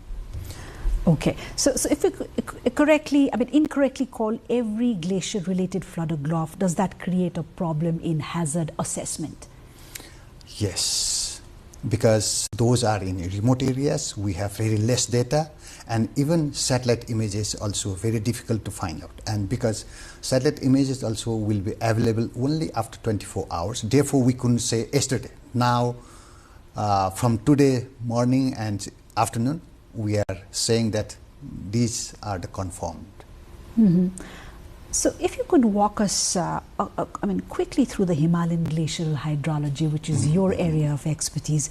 What is it about this Himalayan glacial hydrology, Dr. Kayastha, that makes things so difficult to predict? Yeah, in case of Himalayan glacier hydrology, so those glaciers which are melting very fast, we are having lots of water in those glaciarized rivers. And those rivers are getting more snow and ice melt water content than the base flow and the rain. Because even without rain, we are having lots of water, and those all are melted water, ice as well as the snow. And since we don't have snowfall recently, those all ice water was ice melt. So ice melt contribution in the pre-monsoon and during the monsoon also, when we didn't have any rains, we will have much ice water in our rivers. And same thing is also happening in the small glacier area also. If we have a glacier, ice is melting and that meltwater will goes inside and then it comes out. So if it finds a weak area within the glacier, because in glacier we may have a very numerous cracks that we call as crevasses. So when the meltwater goes inside, then that crevasse will expand and then it will be detached from the main glacier. So yesterday's case may also happen due to that meltwater infiltrated into the crevasse and huge ice block fell down. Mm-hmm. This directly leads me to my other question. How is warming of the Himalayas changing this equation? Yeah, of course, yesterday's event and last year flooding event also we can link with the increase in air temperature in those areas, because globally temperature is increasing and that is happening in the Himalayan region also. There is a general consensus among the scientists that the air temperature increase in those Himalayan region is higher than in the lower areas. So more melting of ice is occurring, therefore we are having such events in those high Himalayan regions now. Mm-hmm. So again, can we say climate change contributed to this? Yes, yesterday's also, last year also, we can say it's due to the climate change. Because last year also, the superaggressive ponds increased its volume of water within the 1 week or 10 days only. Before, it was not so huge, and that superaggressive ponds increased its size in only 1 or 2 years. Before, we didn't have such huge lakes. Mm-hmm. So that is, we can say that mainly due to the increase in air temperature or climate change impact. There were also speculations. In fact, the USGC confirmed that there was a tremor recorded of 4.4 magnitude, which it later changed or confirmed to 5 point something, right? Could, and just based on the territory or the landscape that we are talking, you know that terrain better, right? Could you share, could an earthquake have triggered the event, or what is how would the dynamics look like of an earthquake, climate change and glacial lakes working together? Yes. Earthquake can also impact the collapsing of the glacier, ice avalanche or a rock avalanche. Like in 2015's Gorkha earthquake, we had a huge ice, rock, snow avalanche in the same Langtang Valley on the south side. And the whole Langtang village was collapsed. More than 50 persons were died during that period. But yesterday's was not like that. Yesterday's was totally different, and it was mainly due to the collapsing of the glacier. Mm-hmm. The USGS has later, revised its initial interpretation, saying before also they are saying that it may be due to the earthquake, but later on they said that due to the ice avalanche or the collapsing of that glacier, earthquake was recorded. The tremors were recorded. Yeah, right. That happens. Yeah, that can happen. Right. Melomchi in 2021. Yes. Let's look back. Thami in 2024. Rasua Bhotekoshi in 2025 and 2025, right? And 2026 Rasua again. So Lende again, the same river. The same river. We keep describing each episode as extraordinary and being unprecedented, right, Dr. Kayastha? Are we actually failing to recognize this pattern? No, I think we can predict, and we have some information about such things is coming. So just we are little behind what we have to do to monitor the rivers, glacier lakes. So if we increase the monitoring of those rivers flowing from the glaciers and the glacier lake in those remote areas, then I think we can warn the downstream peoples. And for that, government has already lowered down from the climate change funds. Chorolpa Glacier Lake water level was lowered in 2000, 3 meters was lowered down. Now after that, we didn't have any bad incident from the Chorolpa. Similarly, 2016 October, Imja Glacier Lake's water level was lowered by 3.4 meters. After that also, still now, it's nearly 10 years, no bad event occurred. So in this way, we have to reduce the water levels of those big glacier lakes. And now the problem arises due to this climate change, that not only the big glacier lakes, small glacier lakes as well as the glacier are posing more threats, which we can confirm from last year's and this year's event in Rasua. There's been a lot of investment of mines and capital into the Hindu Kush Himalayan range, yes. But still something like this had to come. Yes, lots of investments, not only in the mining and hydropower sector, we have to say, because in Lonak in 2023 in Sikkim, in India, there also huge hydropower was washed away. 1200 megawatts, and this yesterday's flood also more than 300 or 400 megawatts hydropower were damaged. So I think now we have to do something in order to minimize those damages in the hydropower as well as the casualties also. For that, I think the only thing what we have to do is we have to do proper, strong, robust early warning systems, installing water level sensor as well as field cameras, or nowadays we can also put some seismic sensors that it will detect what was the cause, or it can also tell us something is happening. So if earthquake detected, tremor is detected from those sensors, then we can predict that something may happen. Be careful in the downstream. That we can do. Right. And this has been like, recommendations of so many hundreds of studies yes, and forums that have come by nationally and internationally. Yes. I'll come back to my question, Dr. Kayasa. This is not an isolated event that we face. This has been a repetition, a kind of a pattern has been done. So my question is, have we missed something? Have we missed recognizing the pattern? And more so, despite so much investment of capital, money, investment of minds, I mean, like so many intelligence and experts looking into these issues, especially in the Hindu Kush Himalayan region, right? Should Nepal or the stakeholders stop thinking in terms of individual disasters now and start thinking in terms of the Himalayan cascading risk system? So this event also we can consider as a cascading event, because first ice avalanche or the glacier collapse occurred and then huge flood came down. That is one thing. And in case of cascading, we may have first the ice avalanche into the lake, and then lake outburst, and then the huge flood. And during the huge flood also, it may block the river, and then again that in the downstream we may have a huge lakes that against outbursts. So those are the cascading events, we can say. But yesterday's was not so cascading. It's a straightforward. Ice collapsed, or the glacier collapsed, then it brought everything on its way down in a huge amount.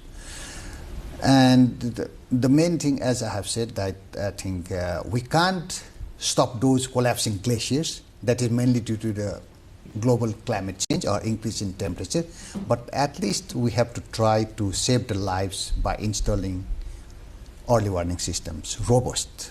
So that is the only way forward now, right? And that is also, I think we have to consider during the monsoon period, because every those events occurred during the very warm periods, monsoon period, June to September.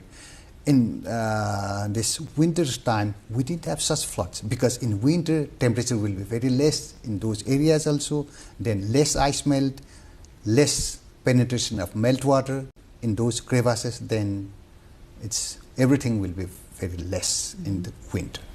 The inevitability of early warning systems certainly is proven by the fact of how an impact, a simple incident occurring in the high Himalayas impacted the terrains in the Tarai, right? Now, they even began in the Lende, high up their altitude, entered the Bhotekoshi, the Trishuli then, and then into the Gandak system, right?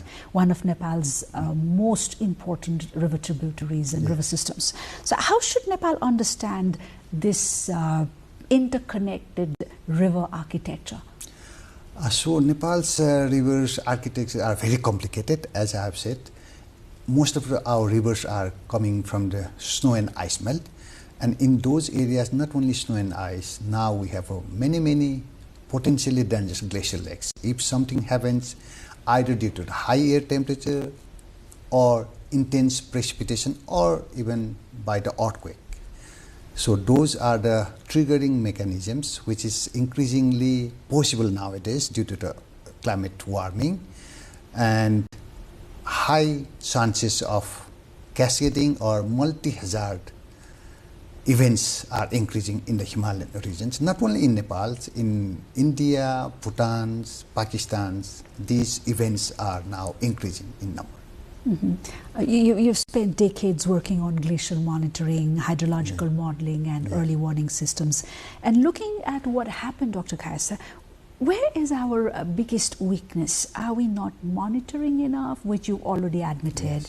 Or are we monitoring the wrong things? Or are we failing to connect the information we already have? Yeah, first I think the monitoring is also very less in case of Nepal. We have to increase definitely the monitoring systems, and those monitoring systems data we have to analyze properly so that some precautionary measures can be taken in the downstream. And also for the locals also, I think we have to say that due to the climate change, such events will increase nowadays, and then they have to take care, or they, if possible, they should move higher up or not live in those very near to the rivers. Because from this event also we have seen that not only in the mountain areas, even in the downstream areas in Trishuli and Devghat areas also, I think increased water levels very high.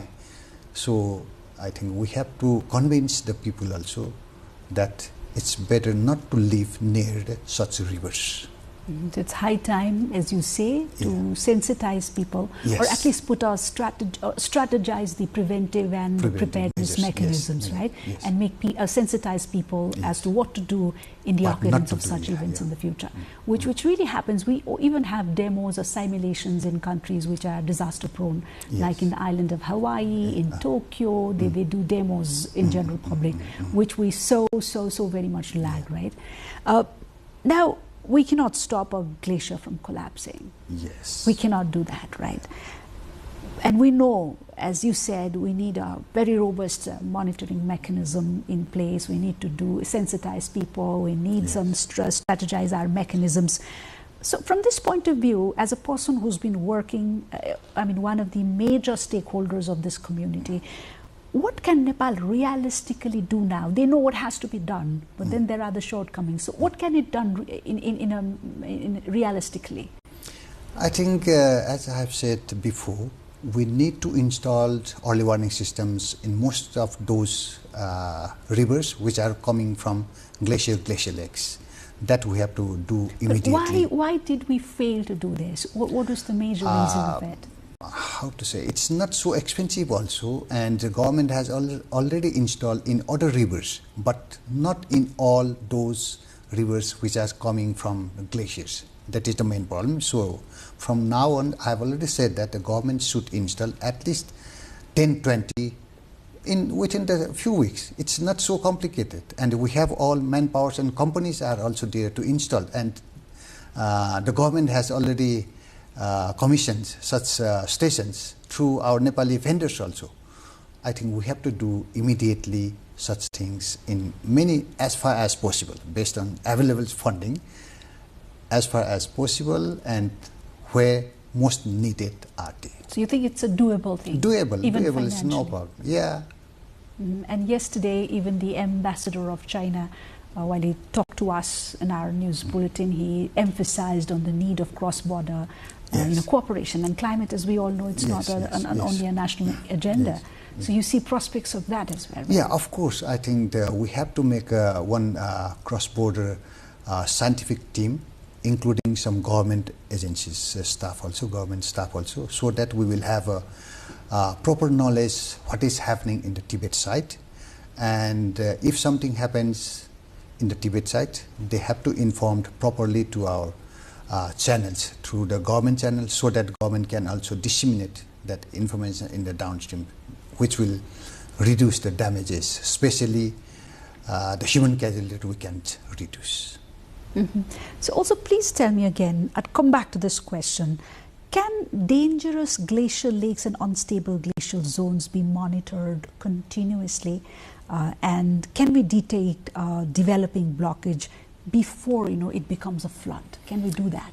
Yes, we can do the lake lowering.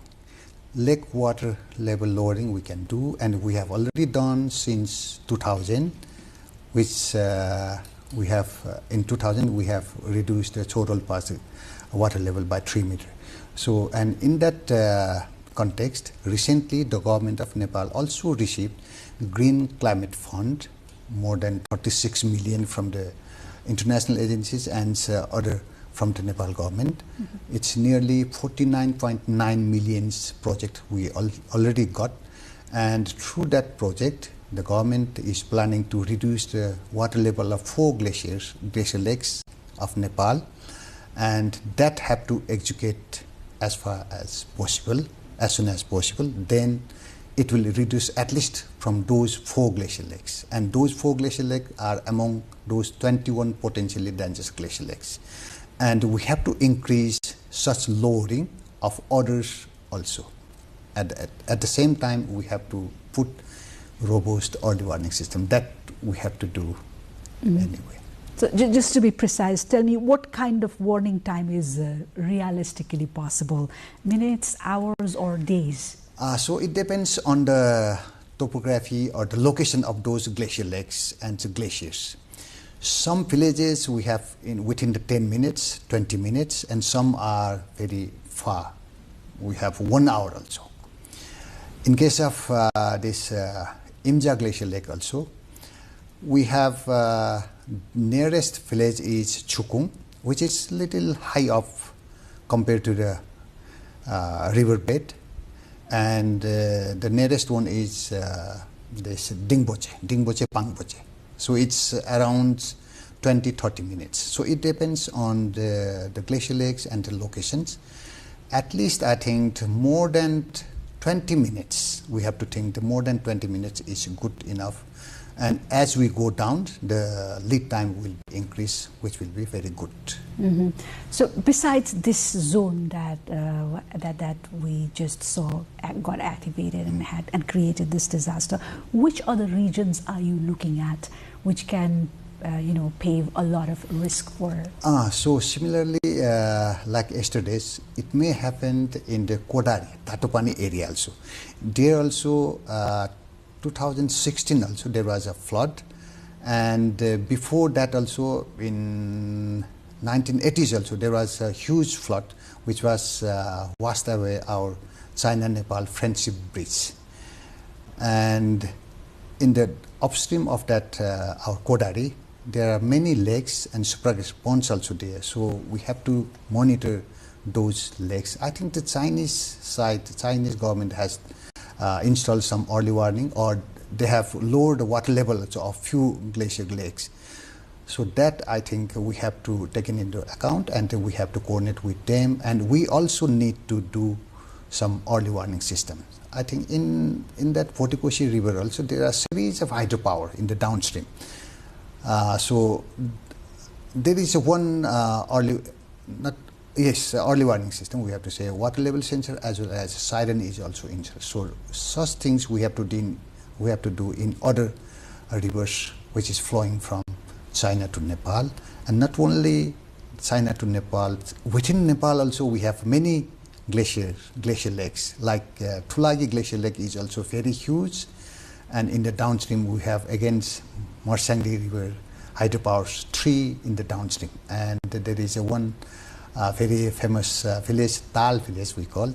If that Tulagi Glacial Lake outbursted, then that Tal village will be completely submerged. So we have many such locations where we need to monitor continuously.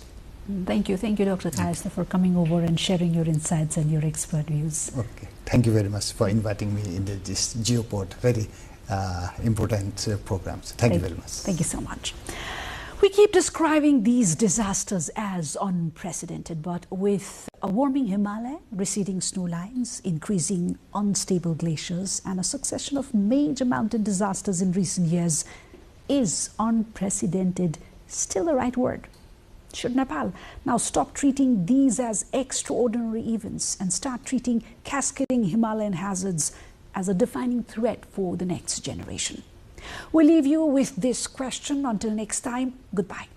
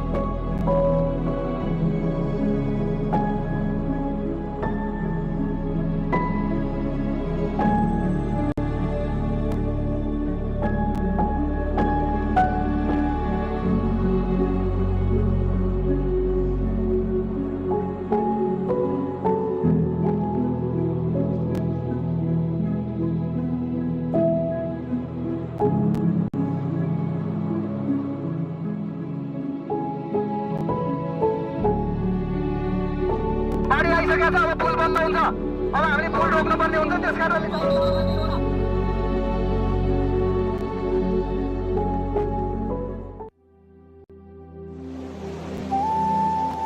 In the natural splendor, the silver-like peaks or the Himalayas glisten.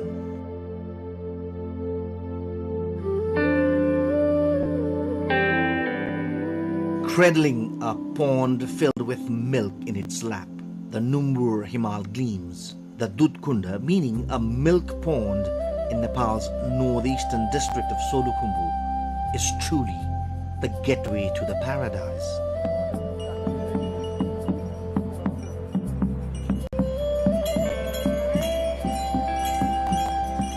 The Numbur, Khatang and Karyalung mountains seem to smile at all times. Adorned with a garland of colorful flowers, the Dudkunda is overflowing as if filled with milk.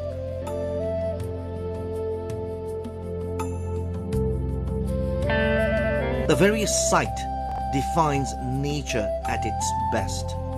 Feels as if the Numbur mountain is giving motherly affection, holding the lake in its lap. The beauty is so serene and virgin that one fears not to stain it by touching. Indeed, Dudkunda is nature at its purest form. Located at Solu Dudkunda municipality, Taksindu, the natural paradise draws many visitors.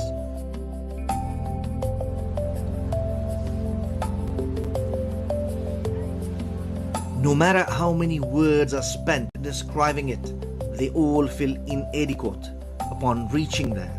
The name itself is fulfilling and equally sacred.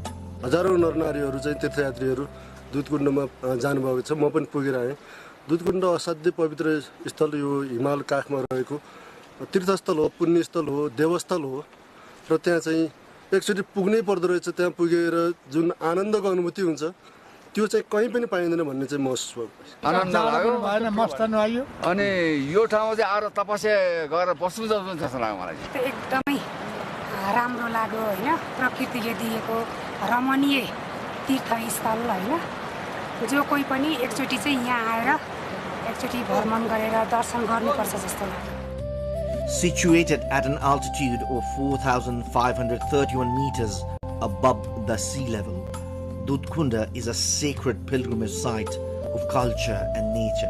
It feels like nature has blessed this place, and culturally, it has bound all castes and ethnicities in a thread of unity.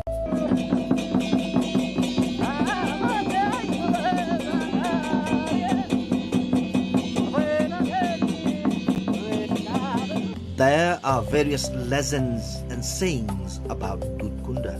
One argument is that the pond was formed during the creation of the Himalayas and was discovered by local sheep and yak herders.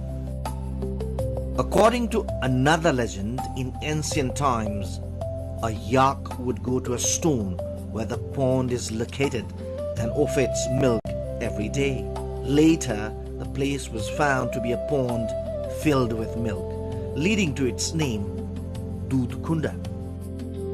This has also led to the belief that gods and goddesses reside here.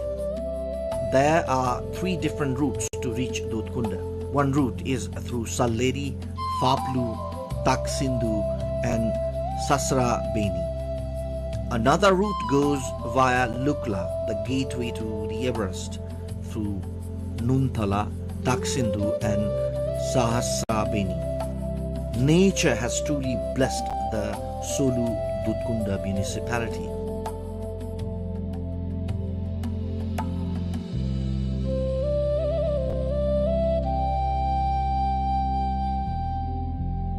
Truly, just like the majestic Mount Everest, Dudkunda has the potential to be the destination for everyone in the days to come. It is a thread of unity among all castes and ethnicities. Just like the holy water of Dudkunda, it will become a pure and excellent destination.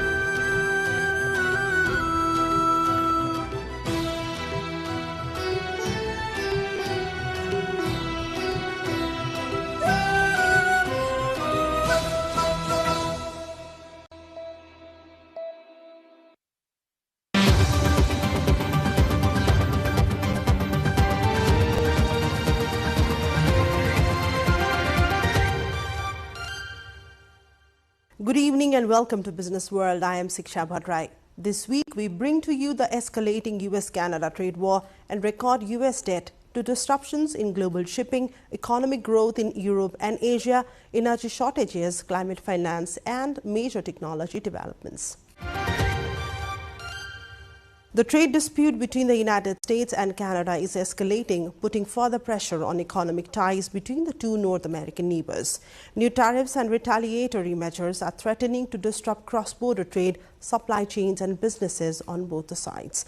The dispute comes as Washington continues to use tariffs as a major tool of its trade policy. U.S. President Donald Trump said Washington would raise tariffs on a range of Canadian automotive products starting in 2027, escalating trade tensions between the two North American economies. Trump said the proposed measures would target Canadian-made vehicles and other products linked to the auto sector as the two countries move closer to a broader trade confrontation. The auto industry is particularly exposed because the supply chains across the US and Canada are deeply integrated, with parts and vehicles crossing the border multiple times during production. The threat of higher tariffs has raised concerns among automakers and suppliers over increased production cost, potential disruption to supply chains, and higher prices for consumers. The United States has crossed a major financial milestone with the national debt surpassing $40 trillion for the first time. Treasury figures show the debt reached about $40.05 trillion as of August 18. The increase reflects years of government spending, budget deficits and rising interest payments, while projections suggest the debt could climb significantly further over the next decade. U.S. national debt has surpassed $40 trillion for the first time, more than doubling over the past decade. Treasury figures show the debt reached about $40.05 trillion as of August 18. The rise reflects years of government spending, budget deficits, and increasing interest payments under successive administrations. China is strongly opposing new U.S. tariffs of up to 100% on imported drones and their components. Washington says the measures are aimed at protecting national security and reducing dependence on foreign drone supplies. But Beijing says the tariffs misuse of national security concerns and discriminate against Chinese products, warning that they could disrupt global drone supply chains.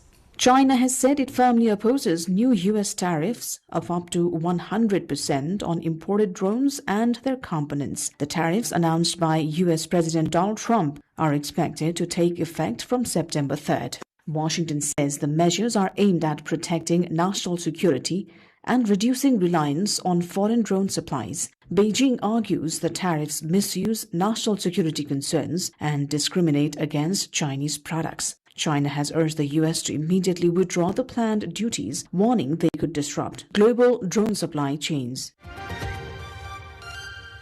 The Panama Canal is preparing to reduce the number of vessels passing through the crucial trade route because of low rainfall and pressure on water supplies. Daily transits will fall from 36 to 32 starting September 15, with restrictions being phased in from September the 3rd. The canal connects the Atlantic and Pacific Oceans and is vital to international trade. The Panama Canal will reduce daily vessel transits from 36 to 32 starting September 15 as low rainfall linked to El Nino puts pressure on water supplies. The Panama Canal Authority ACP said the restrictions, which will be phased in from September 3rd, are aimed at preserving reliable shipping services while safeguarding water for human consumption. The canal is a critical trade route connecting the Atlantic and Pacific Oceans, handling about 14,000 vessels a year, generating roughly $3 billion annually for Panama. The canal also imposed transit limits during the previous El Nino in 2023, and authorities say further measures are needed as forecasts point to potentially severe weather impacts from this year's climate pattern. Vietnam's mobile phone and component exports have climbed sharply. highlighting the country's growing importance in global electronics manufacturing. Exports reached $42.16 billion by August 15, up more than 18% year-on-year. Strong demand from Asian markets is helping Vietnam expand its role in global electronics supply chains. Vietnam's exports of mobile phones and components reached $42.16 billion by August 15, up more than 18% year-on-year. As demand from Asian markets drive growth in the country's electronics sector. Exports to South Korea jumped 69% to nearly $4 billion in the first 7 months, while shipments to Japan rose 59% to $1.65 billion. China remained Vietnam's largest market at about $8.15 billion, followed by the United States at $7.12 billion. The figures underscore Vietnam's growing role in global electronic supply chains, with multinational manufacturers continuing to dominate the sector. Samsung Electronics says shareholder returns could reach 110 trillion won or about $79.5 billion this year as record chip profits boost its financial positions. The potential package would be more than 5 times Samsung's previous annual high. The company is considering further dividends, buybacks and share cancellations as it prepares to return more cash to the investors. South Korean electronics Samsung Electronics said shareholder returns could reach 110 trillion won or about $79.5 billion this year as record chip profits fuel pressure to return more cash to investors. The package would be more than 5 times Samsung's previous annual high of 20.3 trillion won in 2020 and includes 30 trillion won in third quarter cash dividends as well as 15 trillion won in share buybacks for employee stock bonuses. The company said its board will decide additional payouts in January of 2027, with further dividends, buybacks, and share cancellations under consideration.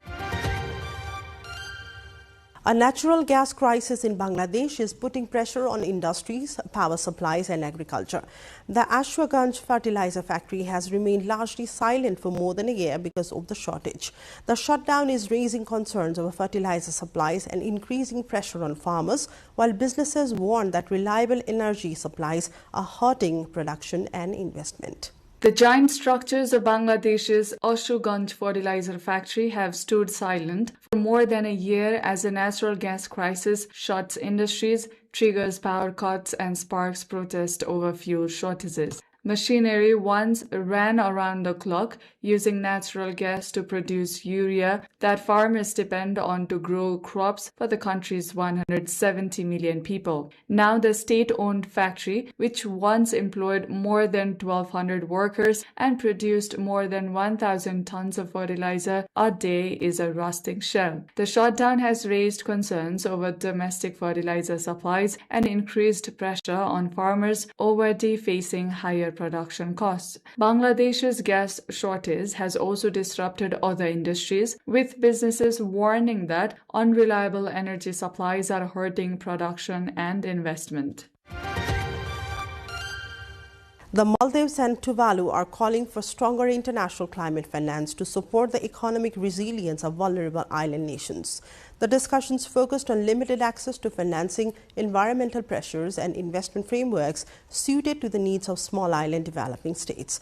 The countries say greater international support is essential as climate-related risks continue to threaten their economies. The Maldives and Tuvalu have called for a stronger climate finance and international funding mechanisms to support the economic resilience and sustainable development of small island developing states (SIDS). The issue was discussed on the sidelines of the SIDS Global Business Network Forum 2026 and Island Investment Forum in the Maldives. The talks focused on limited access to financing, rising environmental pressures, and the need for investment frameworks that reflect the economic conditions of small island economies. The forum, being held from August 23 to 25, brings together governments, businesses, and development organizations to explore investment opportunities and partnerships aimed at supporting sustainable growth across the island economies. TikTok has agreed to pay $400 million to settle a U.S. government lawsuit alleging violations of children's privacy laws. The case involves allegations that TikTok and its parent company ByteDance collected data from millions of users under the age of 13. The settlement is among the largest U.S. penalties involving children's online privacy. TikTok has agreed to pay $400 million to the US to end a lawsuit alleging its platform violated children's privacy, marking one of the largest ever settlements over the issue. The deal stems from a 2024 suit by the US Department of Justice under former President Joe Biden, alleging TikTok and its parent company ByteDance collected vast amounts of data on millions of users under the age of 13. Doing so was against the Children's Online Privacy Protection Act, COPPA, a federal law enacted in 2000. It is the same law that dozens of U.S. states are now suing Meta over. Other companies to have paid penalties to the U.S. government for COPPA violations include Google's YouTube, which in 2019 paid $170 million and Epic Games, which in 2022 paid $275 million. Fast fashion giant Shein is preparing for its stock market debut in Hong Kong on September 1, with its valuation potentially approaching $27 billion. The long-awaited listing follows on successful attempts to list in the United States and London amid regulatory scrutiny. Shein has grown into one of the world's largest fast fashion retailers, serving costumers in more than 150 countries. Fast fashion giant Shein could see its stock market valuation reach almost $27 billion when it makes its debut in Hong Kong on 1st of September. The long-awaited move comes after failed attempts to list in the US and London due to the regulatory challenges amid scrutiny of the company, which has its headquarters in Singapore but was founded in China. The e-commerce giant is known for selling ultra-cheap clothes backed by a vast network of factories in China that are able to quickly manufacture new products based on the latest trends. And finally, an unusual Chinese animated film has become an unexpected box office hit. New Lai, or a Come Here Cow, was made by a mother and a son team with no formal animation background and reportedly cost only around $1,000.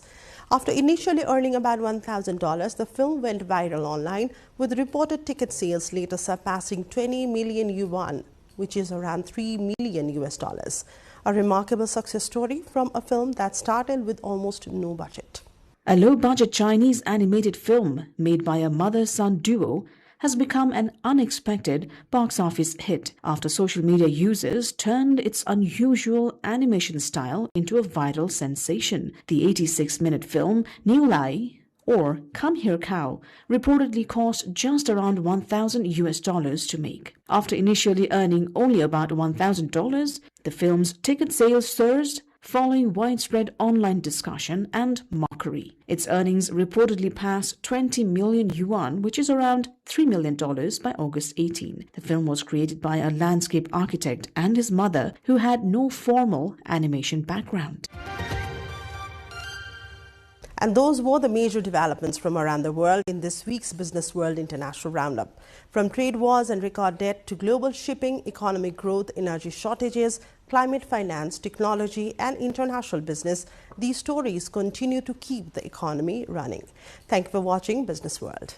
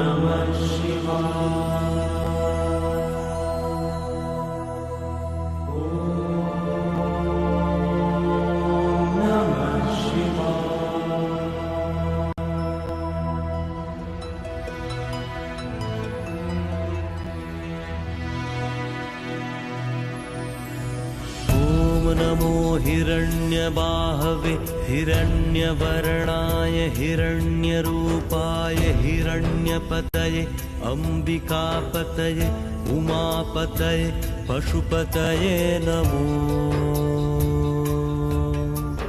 नमः।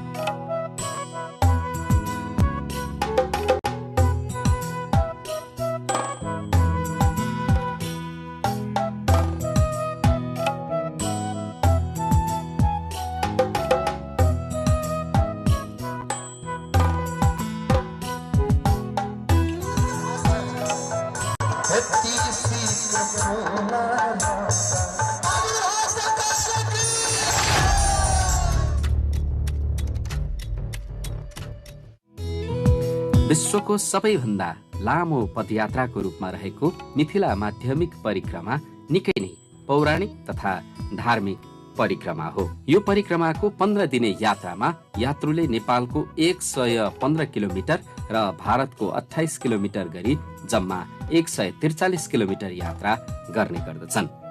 यसमा नेपालको 11 तथा भारतको 4 गरी जम्मा 15 पडाव पर्दछ। पडावमा पुगेपछि बास पनि बसिन्छ। नेपालका 11 पडाव मध्ये महोत्तरीमा 5 र धनुषामा 6 वटा पडाव पर्दछ भने भारतको मधुबनी जिल्लामा 4 वटा पडाव पर्दछ। यो परिक्रमालाई मिथिलामा महाकुम्भ पनि भनिने गरिन्छ। फाल्गुन औँसीका दिन धनुषाको ठेरा कचुरी स्थित मिथिला बिहारी मठबाट अवध बिहारी श्रीरामको प्रतिमा राखिएको डोला बोकिएपछि यात्रा प्रारम्भ गरिन्छ। भगवान श्रीरामको डोला जनकपुर पुगेपछि अग्निकुण्ड स्थानबाट निस्कने श्री किशोरीजीको डोला मिसिएपछि यात्रा औपचारिक रूपमा प्रारम्भ हुने परम्परा छ। यो हामीहरूको लाग्छन् कि करिब यसको इतिहास चाहिँ 100 वर्षभन्दा पनि माथि होला, 100-200 वर्षभन्दा पनि माथि होला। जुन मिथिला बिहारीबाट सुरु भएछ कचरी भन्ने ठाउँको एउटा महात्मा हुनुहुन्थ्यो, उहाँले चाहिँ यो परिक्रमा माध्यमिक परिक्रमा चाहिँ सुरु गरियो।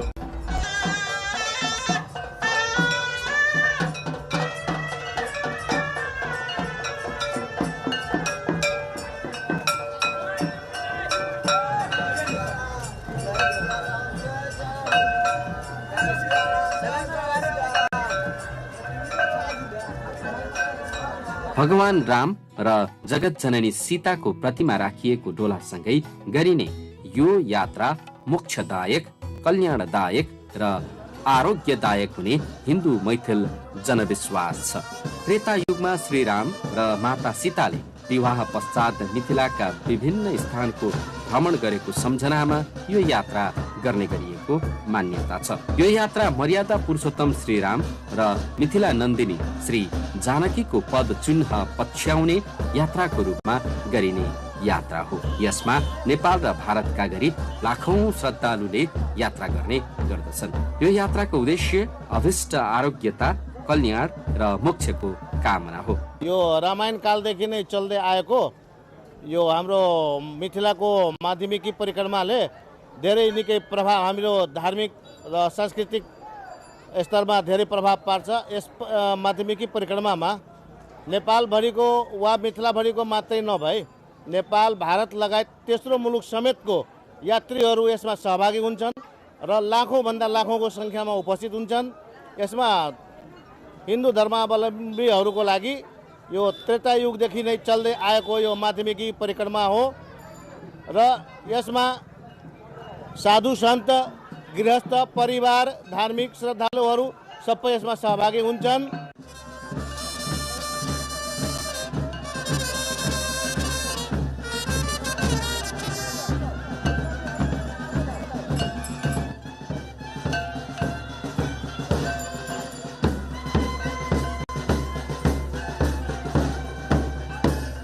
मिथिला महात्म्यमा वर्णन गरिएको मध्य परिक्रमाको सुरुवात 18औं शताब्दी भन्दा केही अगाडि भएको मान्यता छ। यो परिक्रमा फाल्गुन औँसीदेखि पूर्णिमासम्मको मध्यमा गरिने भएकोले यसलाई माध्यमिक परिक्रमा भनिएको हो। अन्तर्गृह परिक्रमा गरिएपछि यो माध्यमिक परिक्रमा पूरा भएको मानिन्छ। अन्तर्गृह परिक्रमालाई पञ्चकोशी परिक्रमा पनि भनिन्छ। माध्यमिक परिक्रमा गर्न नपाएका वा नभ्याएकाले यो पञ्चकोशी परिक्रमाबाटै मोक्षको कामना गर्दछन्। 15 दिने परिक्रमाको महात्म जनकपुर धामको परिक्रमा छ। त्यो बेलाको कलानेश्वरबाट सुरु हुन्छन्, जुन राजा जनकको समयमा प्रथम द्वार थियो र 4वटा द्वारमा 4वटा उहाँले शिवलिङ्ग स्थापना गरेका थियो शिवजीको, जुन कलानेश्वर छ, जलेश्वर छ, बाटोमा आउँछ धनुषाधाम जाने बाटोमा छिलेश्वर आउँछन् अनि कपिलेश्वर आउँछन्।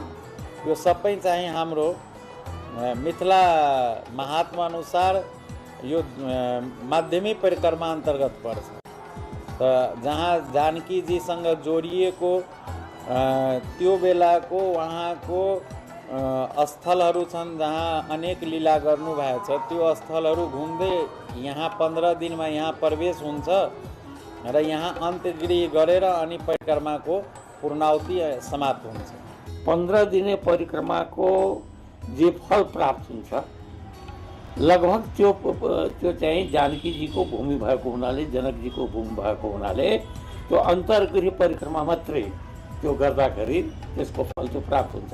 यहाँलाई एउटा कुरा जानकारी दिउँ, त्यो के हो भनेदेखि यो चाहिँ अन्तर्गृह परिक्रमामा को विकासमा सबभन्दा ठुलो योगदान मौनी बाबाको हो। यहाँ मौनी बाबा एकजना हुनुहुन्थ्यो, त्यो मौनी बाबाले त्यो चाहिँ रिङ रोड अहिलेको भाषामा भनौँ र त्यो चाहिँ परिक्रमा क्षेत्र जुन छ त्यो सडकको दुवैतिर त्यो रुखहरू लगाउनु भएको त्यो चाहिँ मौनी बाबाले हो। र एउटा अचम्मको कुरो छ र रोचक कुरो पनि के छ भनेदेखि यसको नाउँ हेर्नुहोस्, अन्तर्गृह परिक्रमा भनेको अन्तर्नगर परिक्रमा होइन, यो अन्तर्गृह परिक्रमा हो। त त्यो चाहिँ त्यसको आशय के छ भनेदेखि कि प्रत्येक मिथिलावासी बहुत पवित्र छन् र यहाँ जन्म लिनु नै बहुत सार्थक र अत्यन्त पुण्यको कुरो हो। त्यसले आफ्नै घरको पनि परिक्रमा हुन्छ। त्यो हामी जति छौँ यहाँ बस्नेहरू त्यो अन्तर्गृहको परिक्रमा पनि गर्छौँ। त त्यो चाहिँ अन्तर्गृह परिक्रमा त्यो धार्मिक दृष्टिले यसको महत्त्व त्यो मिथिला महात्म्यका ग्रन्थहरू जति छन् ती सबै ग्रन्थहरूमा हामीले पाउने गर्दछौँ।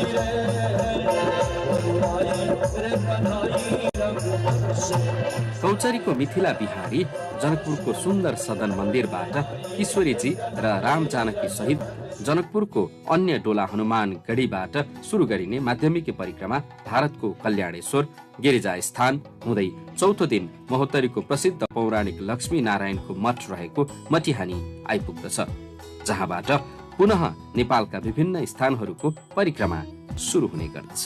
मटिहानी महोत्तरी जिल्लामा पर्ने 5 पडावहरू मध्येको पहिलो पडाव पनि हो। भगवान राम र माता सीताको विवाहमा यज्ञवेदी निर्माण गर्दा यही मटिहानीबाट माटो खनी लगिएको धार्मिक विश्वास रहेको छ। जनकपुरको हनुमानगढीबाट विधिवत प्रारम्भ हुन्छ। यसको सबै ठाउँमा परिक्रमावासीहरू बस्ने अथवा डोला बस्नेको सबैको आफ्नो आफ्नो धार्मिक महत्त्व छ र यो मटिहानीको पनि एउटा विशेषता के हो भने यहाँ राजगुटी पहिला लक्ष्मीनारायण मठ र एउटा रामायणकालीन इतिहाससित जोडिएको कारणले गर्दा मटिहानीमा राम र जानकीको बिहा हुँदाखेरि बिहाको यज्ञवेदी निर्माण गर्नलाई यहाँबाट माटो खनेर लगेको एउटा धार्मिक विश्वास भएको कारणले गर्दा परिक्रमा पनि यहाँ आइपुग्छ। एउटा रामायणकालीन इतिहास र धार्मिक महत्त्व भएको कारणले गर्दा विशेष गरी यहाँ आइपुग्छ र यस पछाडि जलेश्वरनाथ आराध्य देव जलेश्वरनाथको नगरी पुगिन्छ। सबैको आफ्नो आफ्नो धार्मिक विशेषता छ। मटिहानीको पनि रामायणकालीन धार्मिक महत्त्व भएको कारणले गर्दा डोला यहाँसम्म आइपुग्ने गरेको छ।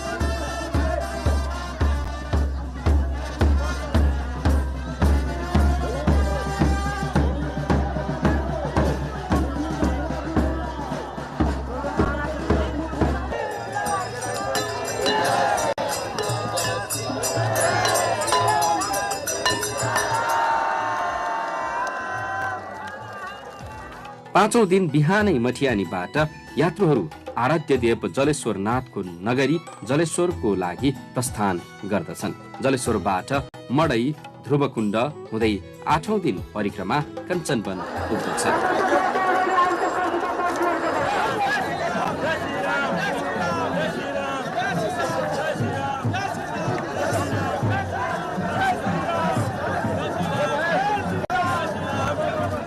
कञ्चनवन महोत्तरी जिल्लाको अन्तिम पडाव पनि हो। पौराणिक कालमा भगवान राम र माता सीताले यस ठाउँमा नित्य होली खेल्ने गरेको धार्मिक मान्यता पनि छ। तुलसीदासले भन्नुभएको छ कि रामायण शतकोटि अपार, अपार किसिम धेरै किसिमका रामायणहरू छन् र राम कथाहरू पनि अनेक छन्। मिथिलाको जुन कथा छ त्यो चाहिँ लोक आस्था मात्रै, किंवदन्ती मात्रै हो। त्यो चाहिँ कुनै अन रेकर्ड त्यसलाई खोज्नु हुन्छ भने पाउनुहुन्न। त्यो हाम्रो विश्वास के छ भने कि सीता र राम जब घुम्दै थिए डोलामा, सबैसित भेट्दै थिए यो बेलामा, होलीको बेलामा, अनि त्यसपछि चाहिँ सबभन्दा पहिले कञ्चनवन राम खेलाए होरी कञ्चनवन, त्यो चाहिँ आरम्भ त्यो चाहिँ त्यहीँदेखि हो। यहाँ मिथिला महात्मा पनि छन् र हाम्रो रामायणहरूमा पनि छ। 4वटा वन थियो, 10वटा उपवन थियो। त 4वटा वन मध्येको कञ्चन वन जुन थियो त्यसमा भगवानको होली महोत्सव भएछ।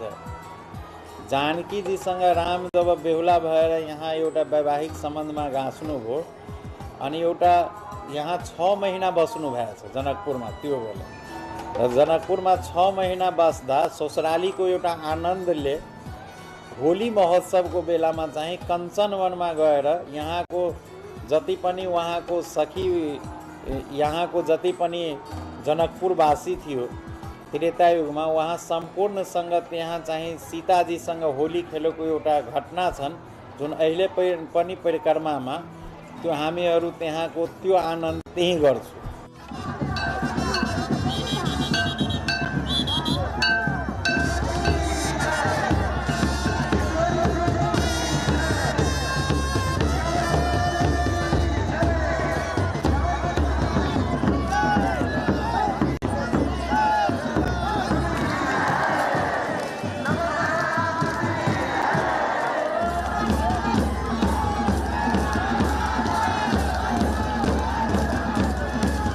सोही सम्झनामा उक्त ठाउँमा परिक्रमा आइसकेपछि होली खेल्ने परम्परा छ। त्यस ठाउँमा पुगेका तीर्थयात्रु तथा भक्तजनले एकअर्कालाई रंग अबिर लगाएर होली खेल्ने गर्दछन्। सो होलीको आयोजना बृहत्तर जनकपुर क्षेत्र विकास परिषद, भङ्गहा नगरपालिका, जनकपुरका सुन्दर सदन लगायतका संघ संस्थाले संयुक्त रूपमा गर्ने गर्दछन्।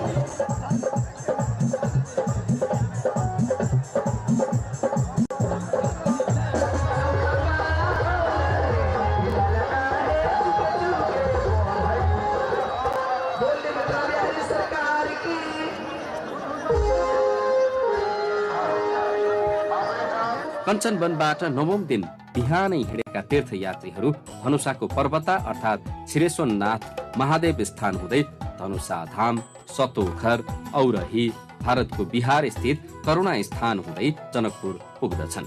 महात्मा उल्लेख भए अनुसार कलानेश्वर आरभ्य निवसेद गिरिजालय, कलानेश्वरमा सुरु गर्ने र गिरिजा स्थानमा बस्ने, त्यसपछि तृतीयायाम मृतखनी, यो तृतीया तिथिको दिनमा यहाँ लक्ष्मीनारायणको मठ र संस्कृत विद्या प्राच्य विद्याको धरोहर यो मटिहानीमा बासबसी परिक्रमा जलेश्वर आरम्भेत कलानेश्वर निवसेत जलेश्वर ततः परम क्षीरेश्वरम ततः परम सतोखर धाम।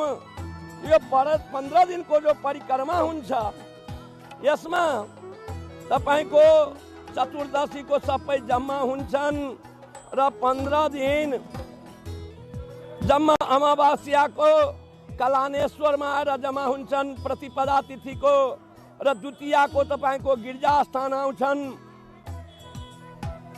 तृतीयाको मटिहानीमा निवास गरेर यो हजारौं साधु सन्तहरू गृहस्थहरू यसमा देश विदेशका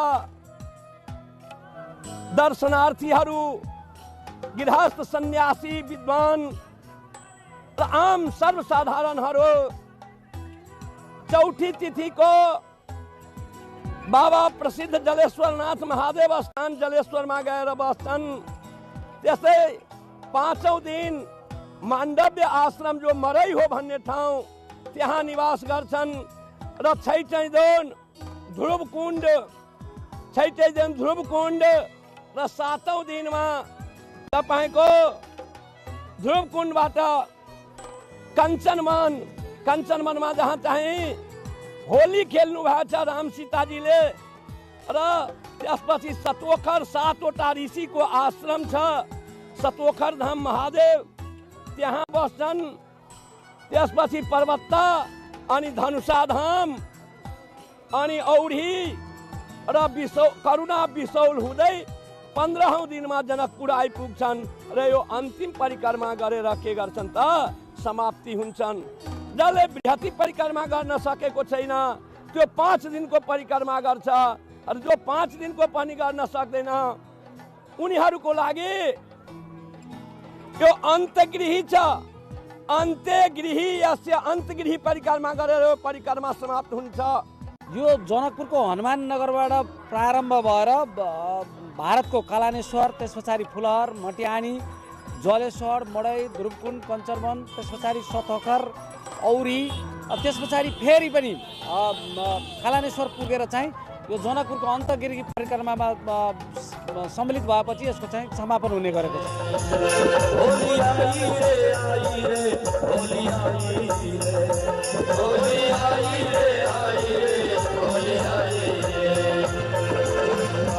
यात्रीहरू जनकपुर आइपुगेको दिन अर्थात् 15औं दिनको राति होलिका दहन गर्ने र भोलिपल्ट धुरी उडाउने गरिन्छ। होलिका दहन र धुरा उडाउने सत्ययुगकालीन घटना स्मरण गरिएको विश्वास गरिन्छ। दानवराज हिरण्यके सिपुले विष्णुभक्त छोरालाई मार्न आगोले नपोल्ने अभय वरदान पाएकी बहिनी होलिकाको काखमा छोरा प्रहलादलाई अग्निकुण्डमा राखिँदा होलिका आगोले भस्म भएकी पुराणमा वर्णन छ।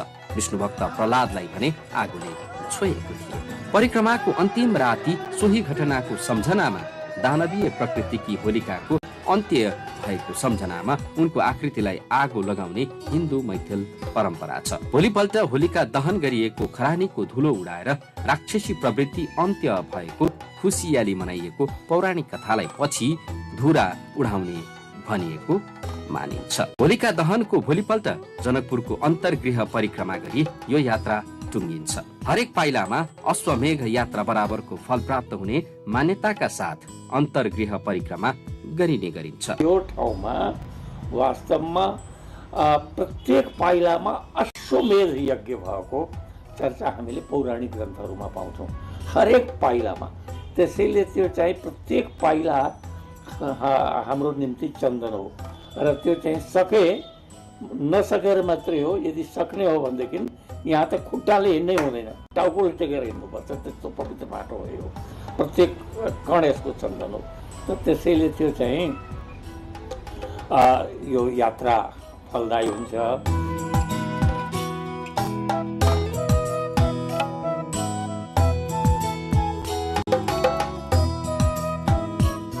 परिक्रमाका यात्रीहरूले यात्रा पश्चात पिडारी चोकमा रहेको गोरधुवाई पोखरीमा आफ्नो खुट्टा पखाल्ने गर्दछन्। माता सीताले सो पोखरीमा आफ्नो खुट्टा पखालेको किम्वदन्ती छ। गोरधुवाई पोखरीको यस्तो छ परम्परा, हामीहरूमा भन्छन् जानकीजीले नगर जुन बेला घुम्नु भएको थियो त्यो बेला त्यहाँ गएर आचमन र चरण चाहिँ धुनु भएको थियो।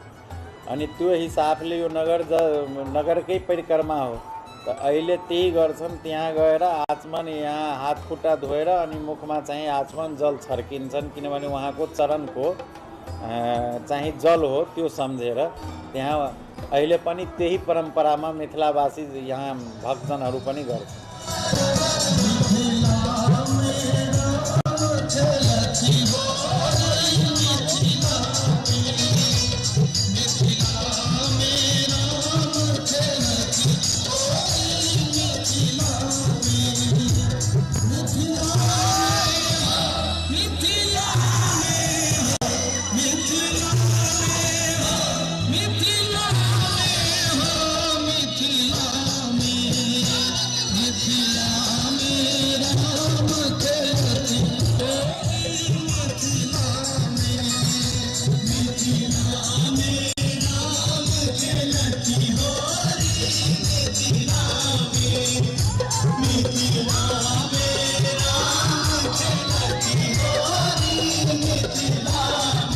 अन्तर्गृह परिक्रमा सकेको भोलिपल्ट मात्र मिथिलामा होली खेल्ने परम्परा छ।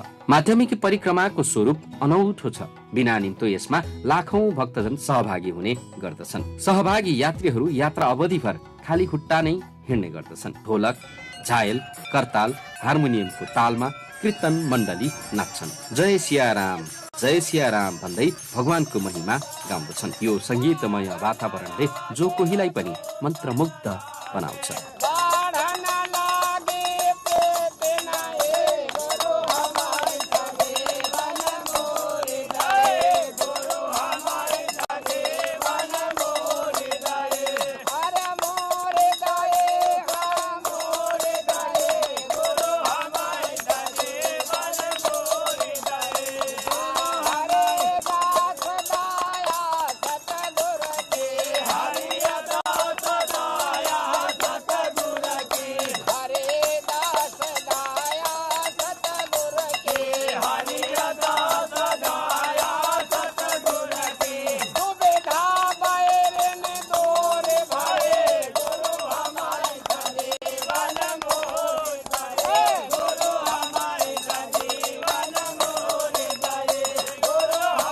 मानिसहरू वर्षभरिका दुःख बिर्सिन्छन्। गृहस्थी जीवनबाट समय निकाले भगवानप्रति आस्था राख्नेहरू तीर्थयात्रामा सामेल हुन्छन्। परिक्रमा आउनु अगावै यसको तयारीमा भक्तजनहरू जुड्दछन्। मानव नै भगवान हो। दुःख परेकालाई सहयोग गर्दा, भोकालाई भोजन गराउँदा पुण्य प्राप्ति हुन्छ भन्ने मान्यता राखेर स्थानीय स्वयंले यात्रीहरूको लागि खाद्यान्न, खानेपानी तथा स्वास्थ्य उपचारको व्यवस्था गरेका हुन्छन्। स्वास्थ्य शिविर राम्रो छ। हामीले स्वास्थ्य शिविरमा पनि प्रेसरहरू जचायौँ। खाना ओर्न ठाउँ ठाउँमा चिया, पानी, नास्ता सबै बाँडिरहेको छ। हामीले केही उहाँहरूले गरेको पानीहरू पनि युज गऱ्यौँ। कति ठाउँमा लिनलाई अलिकति मिलेन, कति ठाउँमा लियौँ। स्नान गर्दै गर्दै अनि हामी आयौँ। राम्रो लागिरहेछ। यात्रीको स्वागत गर्न स्थानीय सबै एकजुट भएर लाग्दछन्। एक विश्राम स्थलबाट अर्को विश्राम स्थल जाँदा स्थानीय सरकार, स्थानीय विभिन्न संघ संस्था लगायत सडकमा लामबद्ध हुन्छन्। उनीहरू परिक्रमाका यात्रीहरूलाई भव्य स्वागत गरेर आफ्नो ठाउँमा भित्र्याउँछन् भने भोलिपल्ट हर्ष बढाई गर्दै विदाई गरेर अर्को विश्राम स्थलमा पठाउँछन्। यात्री तथा धर्मावलम्बीहरू वर्षभरि भएका सबै क्रोध, झै झगडालाई बिर्सिँदै धार्मिक मेलामा रमाउँछन्। विशेष गरेर ज्येष्ठ नागरिकहरू परिक्रमामा सहभागी हुन्छन्। मिथिलामा छोरा बुहारीहरू घर व्यवहार सम्हालेपछि जीवनमा कम्तीमा पनि एक पटक माध्यमिक परिक्रमा गर्ने इच्छा हुन्छ। अधिकांश सहभागी 15 दिनको सामल, लत्ता कपडा, औषधि आदि सँगै बोकेर हिँड्छन्।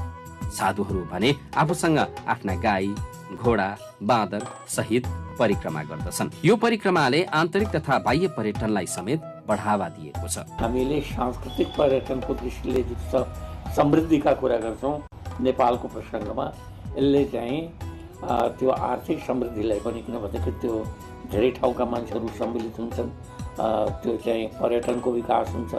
त्यो एउटा चाहिँ पाटो। अर्को चाहिँ नेपाल भारतको सम्बन्धको दृष्टिले पनि यो अत्यन्त नै बलियो सूत्र हो, जसले चाहिँ दुवै देशलाई भावनात्मक रूपले बाँध्दछ। जसरी खोलाको कुनै सीमा हुँदैन, जसरी त्यो चाहिँ आकाशको, इन्द्रेणीको कुनै सीमा हुँदैन, त्यसै गरेर नै त्यो संस्कृतिको कुनै सीमा हुँदैन। त्यो चाहिँ राजनीतिक सीमा भिन्न कुरो हो, सांस्कृतिक सीमा एउटा भिन्न कुरो हो। त त्यसैले चाहिँ सम्पूर्ण मिथिलाञ्चललाई त्यो चाहिँ समेट्ने गर्दछ यस परिक्रमाले, अन्तर्गतीय परिक्रमाले पनि र त्यो माध्यमिक परिक्रमाले। यस्तै नेपाल भारत बीचको सम्बन्धलाई पनि बलियो बनाएको छ।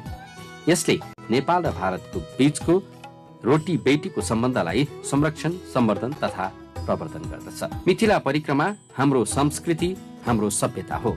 यस्ता संस्कृति र सभ्यताको संरक्षण, सम्वर्धन तथा प्रवर्धन गर्नु सरकारको मात्र नभई हामी सबैको दायित्व पनि हो।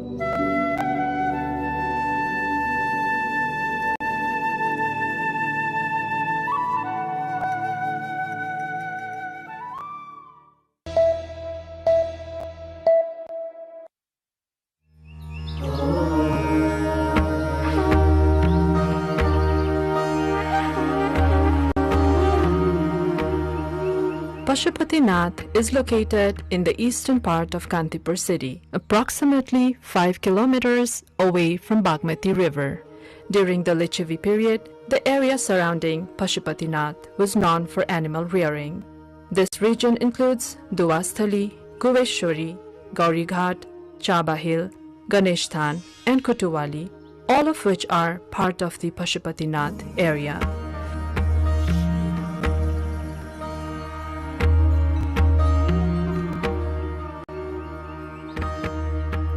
In 1979 AD, UNESCO designated Pashupatinath as a World Heritage Site.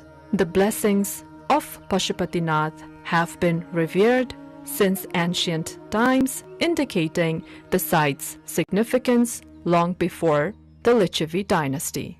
The presence of Jyotirlinga, a sacred representation of Lord Shiva, is mentioned in one of the ancient texts, highlighting its historical and religious importance.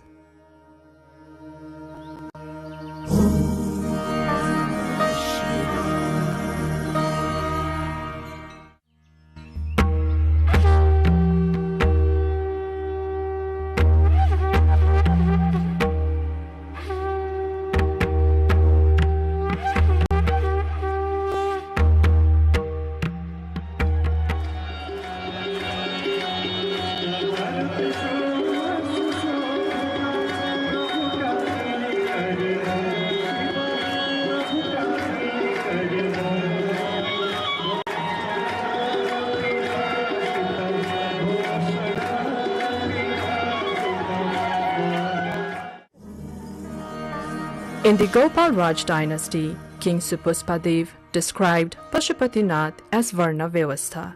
Following Supuspadev, every subsequent king incorporated the name of Pashupatinath within their own names. King Vaskar Dev offered 3 kosh to Pashupatinath, Brishdev presented a Trishul, Dharmadev contributed a Brishjos, and Narendra Dev offered various kosh made from different materials. Finally, Jayadev offered a lotus to Pashupatinath.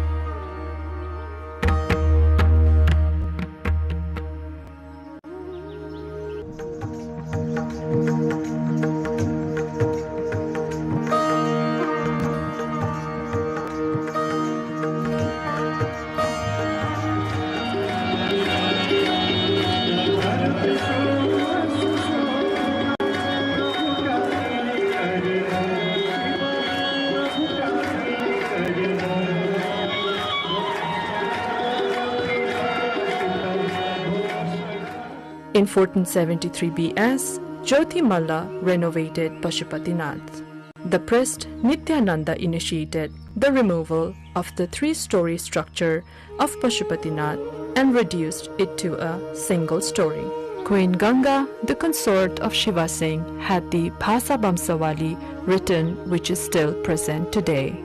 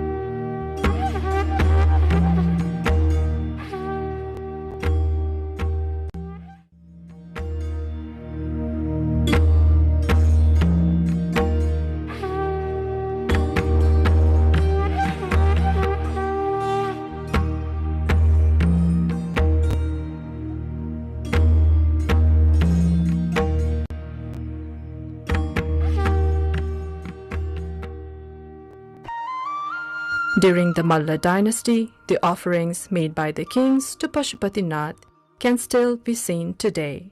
Among these offerings, Lord Shiva at Pashupatinath received a copper roof and chhari and kamal.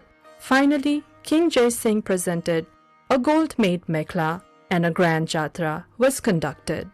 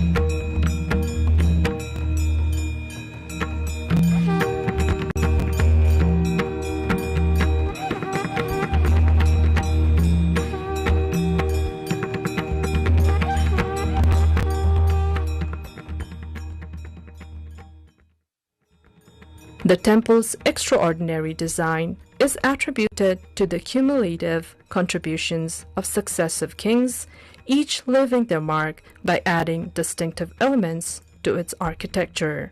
This rich history of royal patronage is a primary factor contributing to the exceptional and intricate design of this revered temple.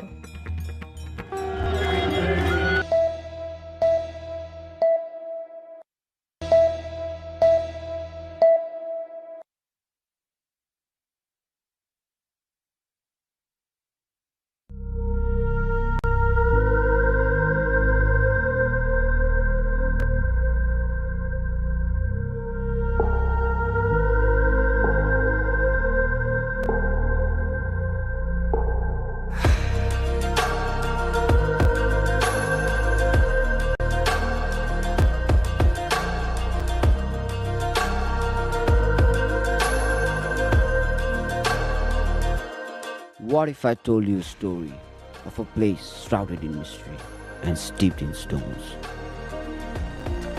A place where warriors were born and raised, and their path through the mountains still remain to this day. Ajirkot Gorkha, the unbeaten kingdom. हामी पाहुनाहरू आउनु हुँदाखेरि हामी यसरी स्वागत गर्छौं अनि अलि नाचगानहरू पनि देखाउँछौं। मेरो सिंहो नेपाल गाउँकी गोरखामा गर्व लाग्छ जन्मिएछु साँच्चै स्वर्गमा म त नेपालकी छोरी भन्छन् Gorkhali.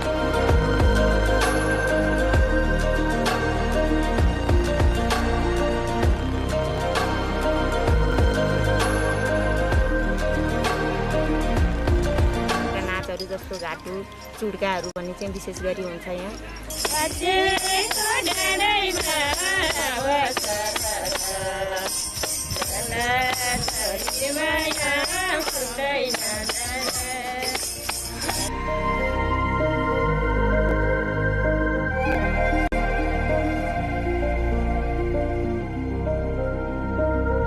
For those seeking a luxurious escape, there are stunning lodges that offer an indulgent retreat amidst the rugged beauty of this place.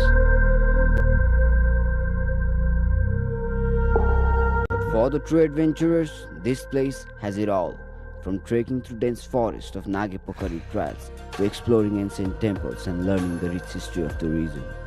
So, what do you fancy? Are you the solo explorer, or do you prefer luxury within nature? Or perhaps you are the one who seeks to witness it all. Well, after all, life is a box of chocolates, and this place is filled with surprises.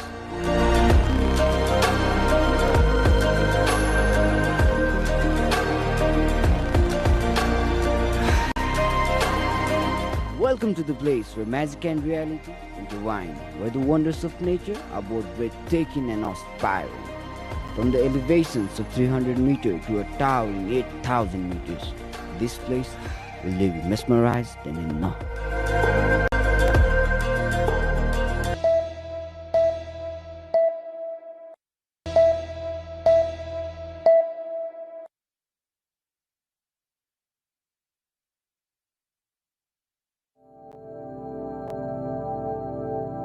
Dai Lake in Karnali province is a geographically remote district, yet rich with untapped potential for tourism. Stepping into Dai Lake, celebrated as a treasure trove of Khas art, culture and heritage, brings a unique sense of joy. Journey begins amid its natural beauty, leading us toward Mahabu Rural Municipality. As we leave the mid-hill highway, the terrain becomes challenging, with hilly, muddy roads demanding patience and skill. Long lines of vehicles crawl carefully along the cliffs, reflecting both the difficulty of the route and the enduring devotion of Mahabu Dham. Many travelers choose to continue on foot, advancing step by step toward their destination. Passing through Channa, Dasarathi, Okharbans, Bhavsaini, Noli and Unipata, pilgrims ascend the slopes toward Lisni before finally reaching Mahabu Patan. Pilgrims from Dai Lake and nearby districts often arrive late at night, having begun their journey the previous day. The path to Mahabu Dham is thrilling, adventurous and breathtaking, made even more dramatic by the steady rain, drifting fog and steep inclines. Yet the journey itself feels uniquely rewarding.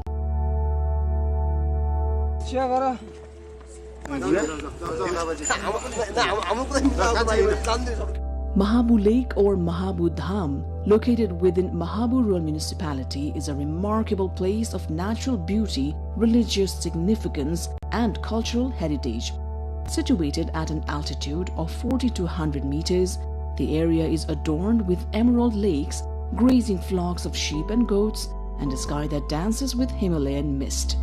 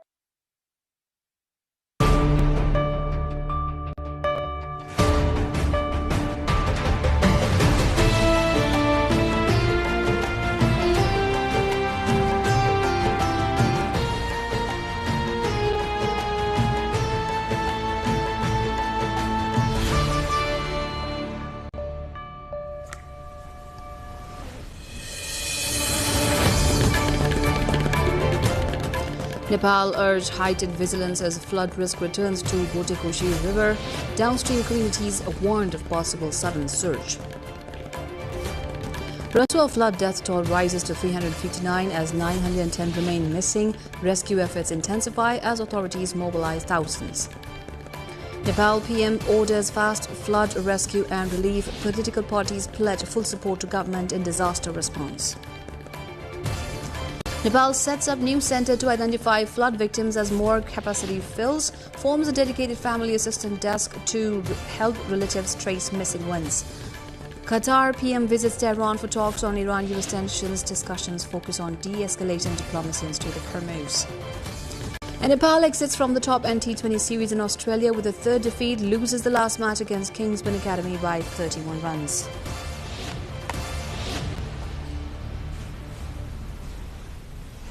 Hello there, I'm Smriti Singh Tamang. Welcome to NTV World News Hour. We are coming to you live from Kathmandu at 2200 hours Nepal time. Now the news in detail. Authorities in Nepal have warned residents and travellers along the lower reaches of the Botekoshi River to remain on high alert after signs of a renewed flood threat emerged in the river's upper basin. The Water and Water Resources Research Centre said Thursday that satellite images received from China along with an initial assessment indicate that a lake has formed near the area where flooding originated on Wednesday. Authorities fear the lake could continue to fill and potentially burst, sending a sudden surge of water downstream. The warning applies to communities living along the lower Botekoshi as well as travellers, rescue teams and others operating in areas that could be affected. People have been urged to move away from riverbanks and other vulnerable locations and remain in safer areas until further notice. Vinod Parajuli, head of the centre's flood forecasting division, called on government agencies and the public to take precautionary measures in view of the potential danger.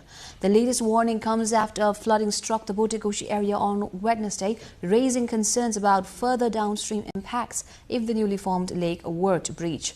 Authorities have urged residents not to underestimate the risk and to follow official updates as monitoring of the situation continues.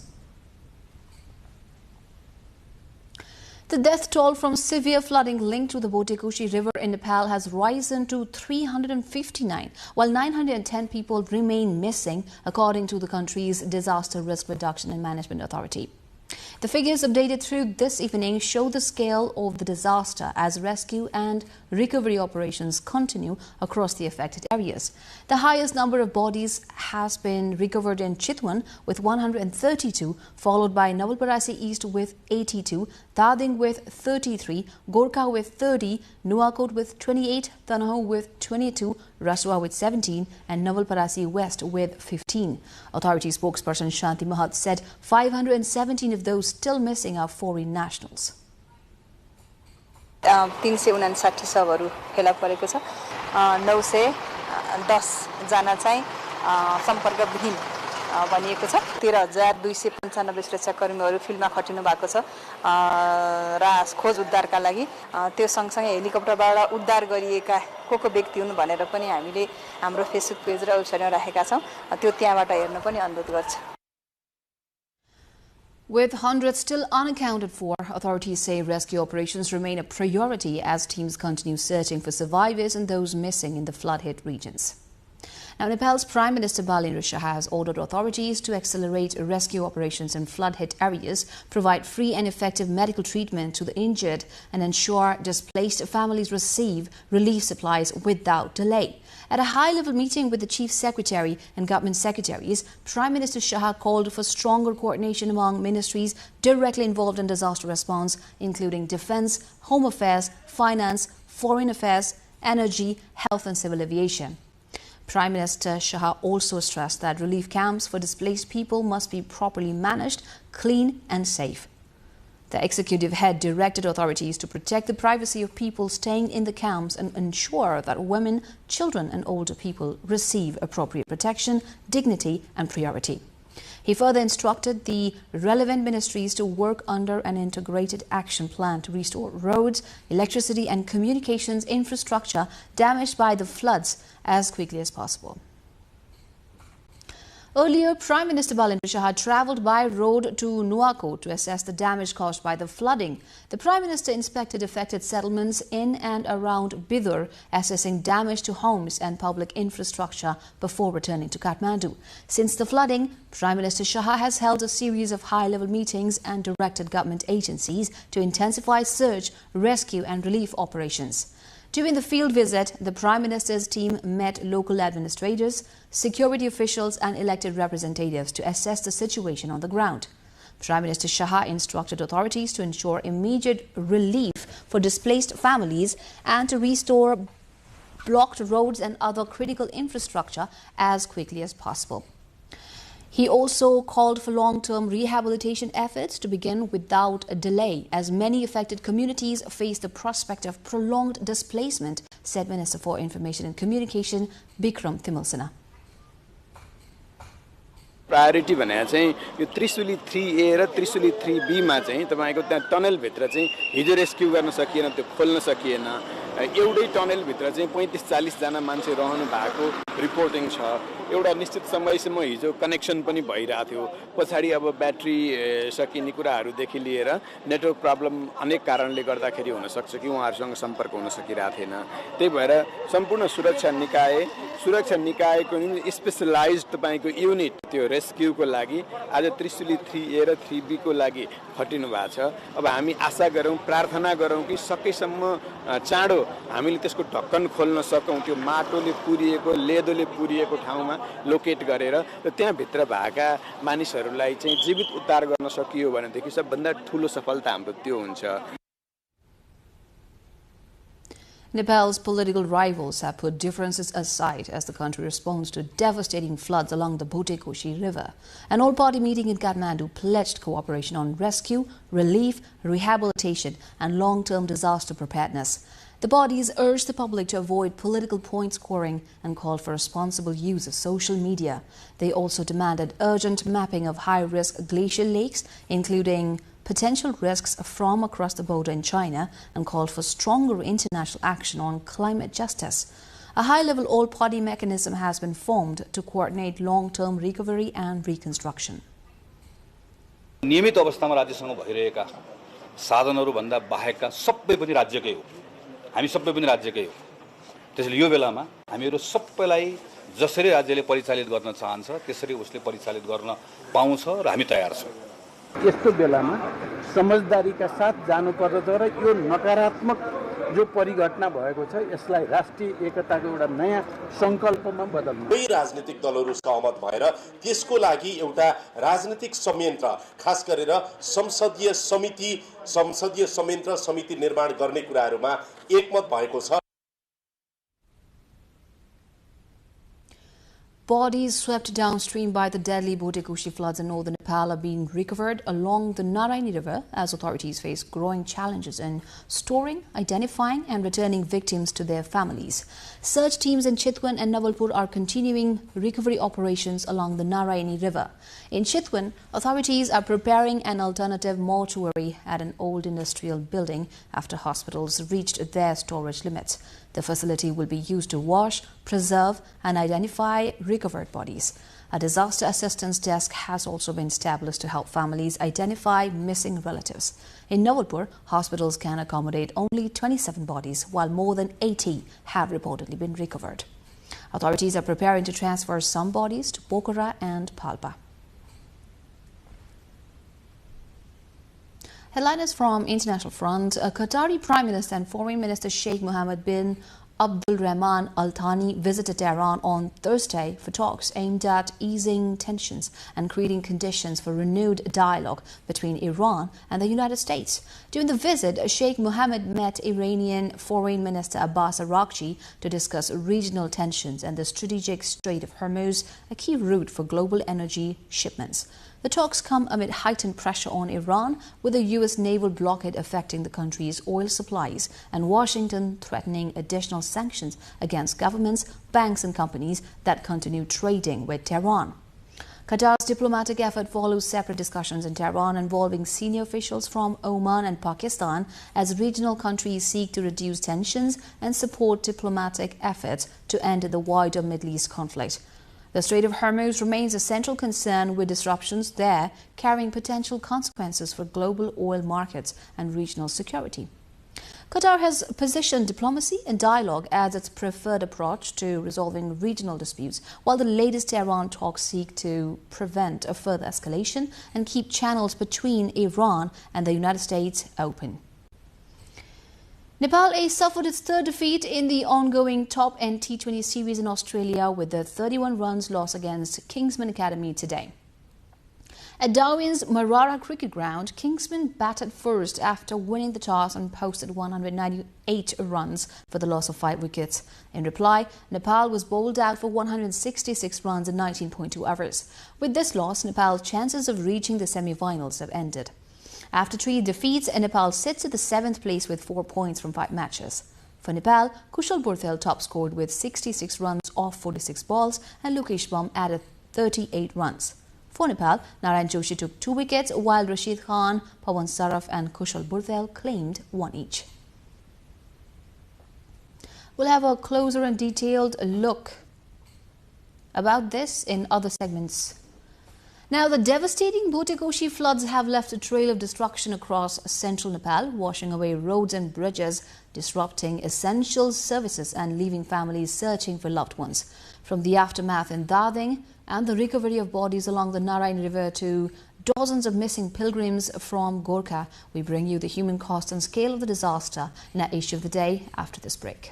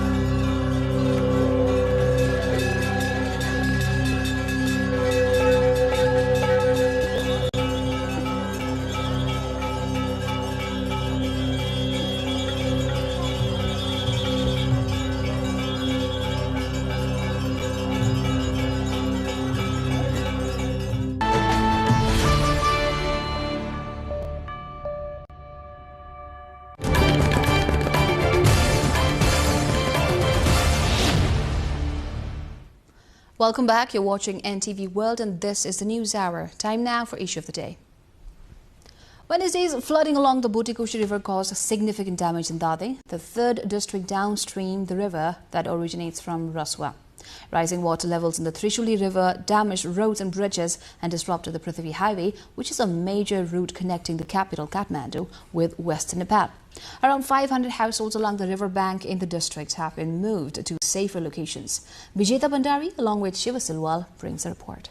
Heavy flooding in the Bhotekoshi River and the subsequent rise in water levels in the Trishuli River has affected several parts of Thading district in central Nepal. The floods disrupted transport and has displaced communities living along the riverbanks. The full extent of the damage is still being assessed by the authorities. The rising water level in the Trishuli River damaged major infrastructure across the district. 12 suspension bridges and 6 concrete motorable bridges have been destroyed at various locations of Thading. Floodwaters have also reached several sections of the Prithvi Highway, which is one of Nepal's key routes linking Kathmandu with the western part of the country. The flooding deposited large amounts of debris along the highway and disrupted vehicle movement, with authorities working to clear the debris and reopen the highway. Bairini and Golauri Bazaars along the Prithvi Highway, along with parts of Gojuri and Benighat Rorang rural municipalities in Thading, are among the affected areas. Meanwhile, the district administration office in Thading has relocated around 500 households living near the Trishuli River to safer locations. The chief district officer said security agencies have been mobilized for search and rescue, relief distribution, and damage assessment. Residents in other high-risk areas have also been urged to move to safer places and remain alert as authorities continue to monitor the situation.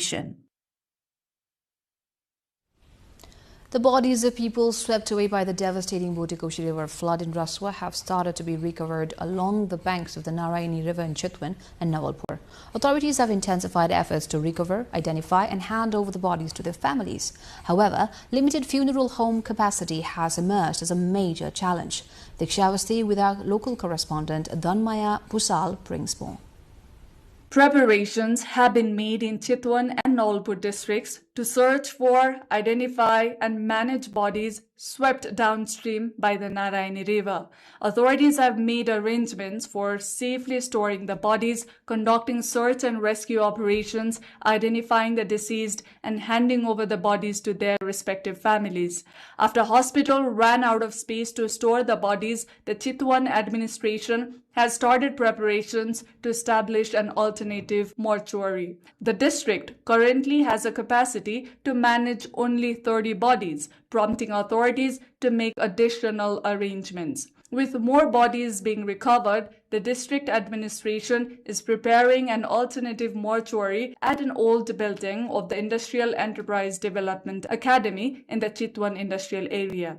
The facility will be used to wash, preserve and identify the recovered bodies. A disaster assistance desk has also been established to coordinate information on missing persons and the identification and handover of bodies. नदीको छेउमा जति पनि सगेर भेटिन्छ त्यसलाई पहिले सबभन्दा बाहिर निकाल्ने त्यसलाई चाहिँ वास गरेर प्रष्ट आउने फोटो चाहिँ लिने र त्यसलाई ट्याग लगाएर बडी ब्यागमा चाहिँ हाल्ने र त्यसलाई ढुवानी गरेपछि यो अहिले बन्दै गरेको सब गृहमा चाहिँ हामीले राख्ने योजना बनाएका छौं.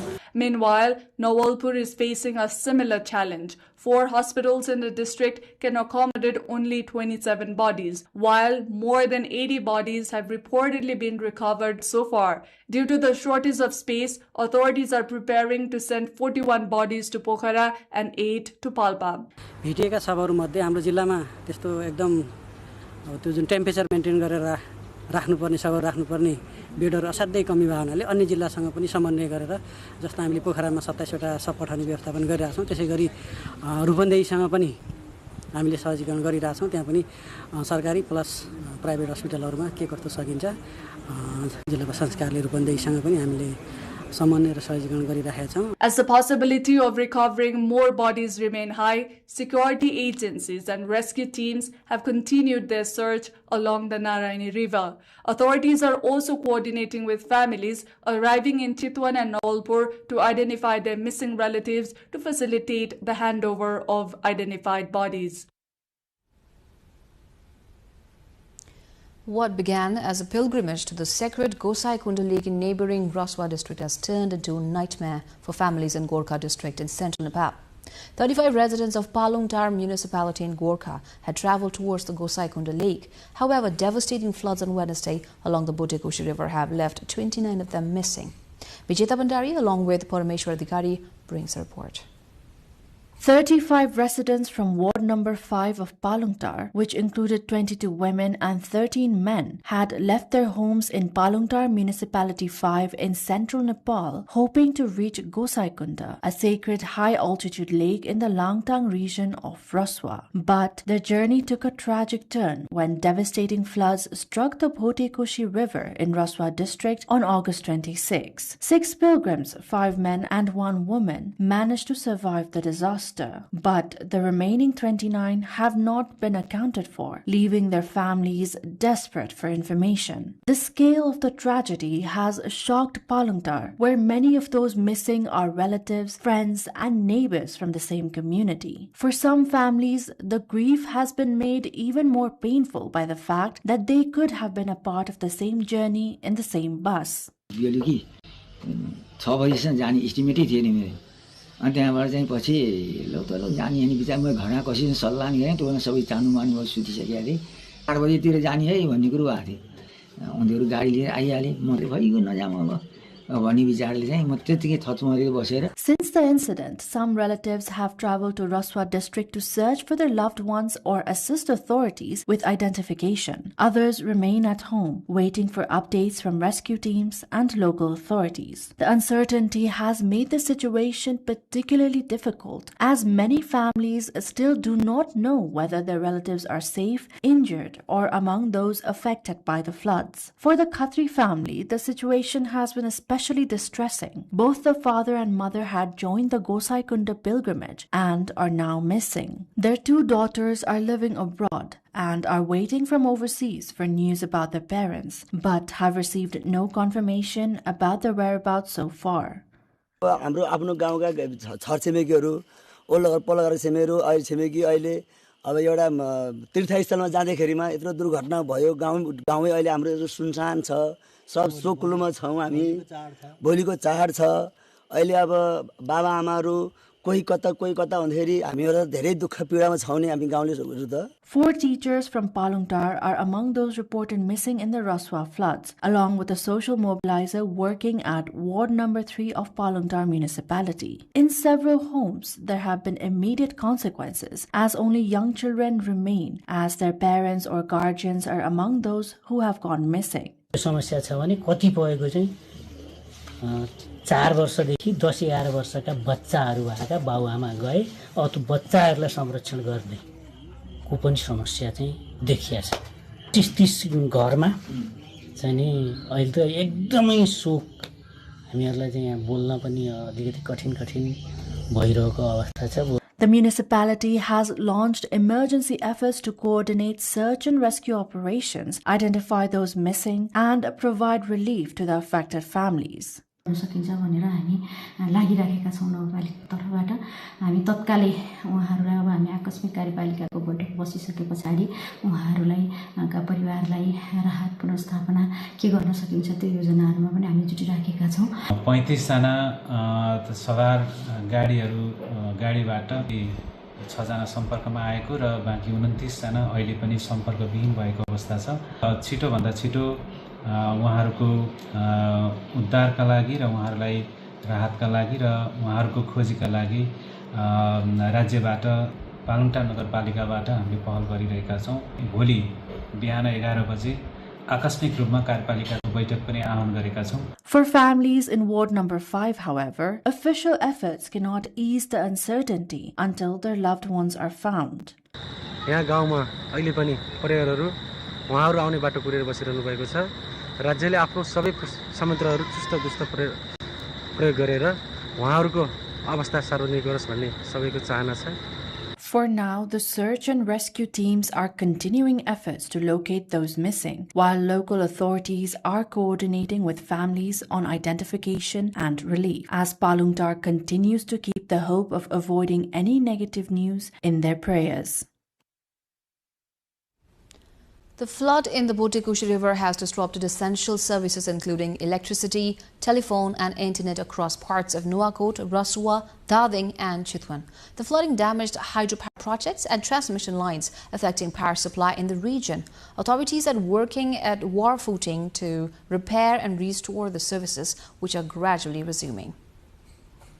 Electricity, telephone and internet services disrupted by the Botekoshi River flood in Raswa, Nuwakot, Chitwan and Dading have gradually started to resume. The flood damaged 431 megawatts of electricity capacity from hydropower projects that have been constructed or are under construction along the Trishuli River corridor, as well as electricity transmission lines in the affected areas. As a result, electricity services were disrupted in some parts of Nuwakot, Raswa, Dading and Chitwan, which also caused interruptions to telephone and internet services. Tharka Bahadur Thapa, director of the Nepal Electricity Authority NEA, said that repair work on the flood-damaged transmission lines has begun and electricity supply has been temporarily restored in some areas.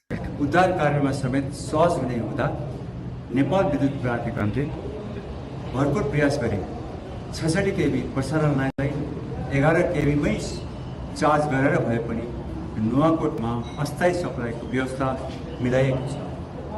Rasuwa जिल्लामा समेत अस्थायी सप्लाईको व्यवस्था मिलाउन समुद्र टारदेखि 303 हबसम्मको 132 केबी प्रसारण लाइनलाई कसरी 11 केबीमा charge गरी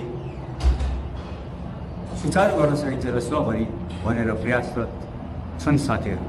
However, restoration in Rasua may take several days because transportation and access to the affected areas remain difficult. Similarly, telephone services of Nepal Telecom were disrupted at 152 locations in the flood-affected areas. As of Thursday morning, services have resumed in 60 locations. Nepal Telecom's technical teams have already reached the affected areas to restore services at the remaining locations.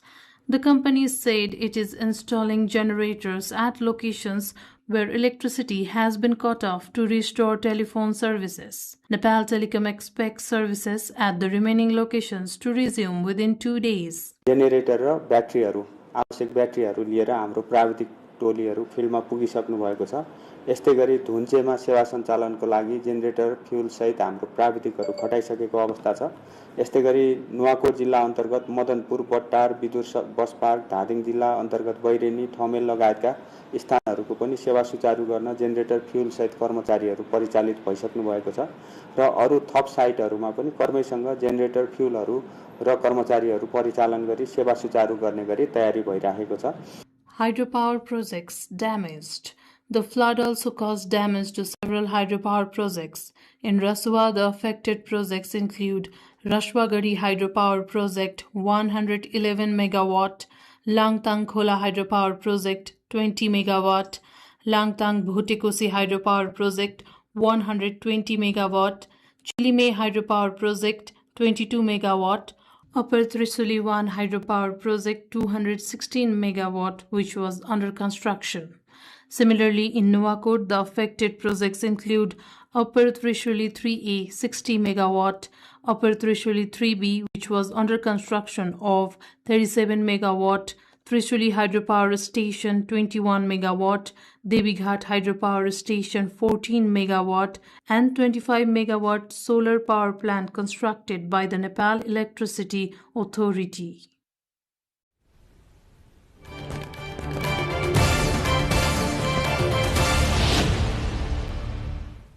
That was our issue of the day, and on to the next segment now. As rescue and relief operations continue in flood-hit Rasua, the threat of disease and poor sanitation is emerging as another major challenge for affected communities. With thousands potentially needing clean water, food, shelter and medical care, experts warn that neglecting public health in the aftermath could trigger a second humanitarian crisis. In today's cover story, we examine the health risks following the disaster and the urgent measures needed to protect survivors after this break.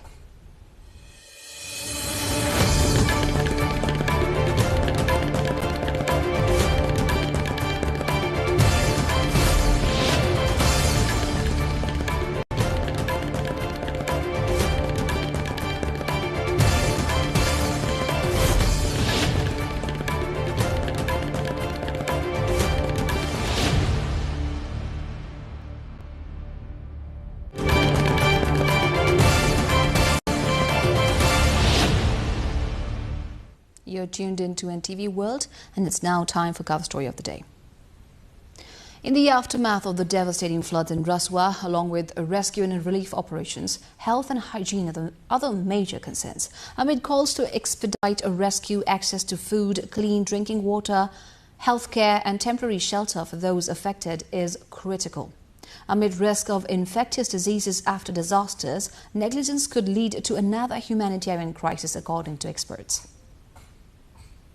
Recent flooding in the Bhutekosi River in Rasua caused extensive destruction not only in Rasua district but also in riverside areas of Nuwakot, Chitwan, Dhading and Gorkha districts. In the aftermath, experts have warned that ineffective management of rescue and relief operations following a disaster can create another major crisis. Based on experiences from similar disasters in previous years, experts have urged authorities to remain particularly vigilant this time. Effective coordination among the private sector, non-governmental organizations, and volunteer organizations to ensure immediate rescue of those affected, as well as proper arrangements for healthcare, food, drinking water, clothing, and temporary shelter.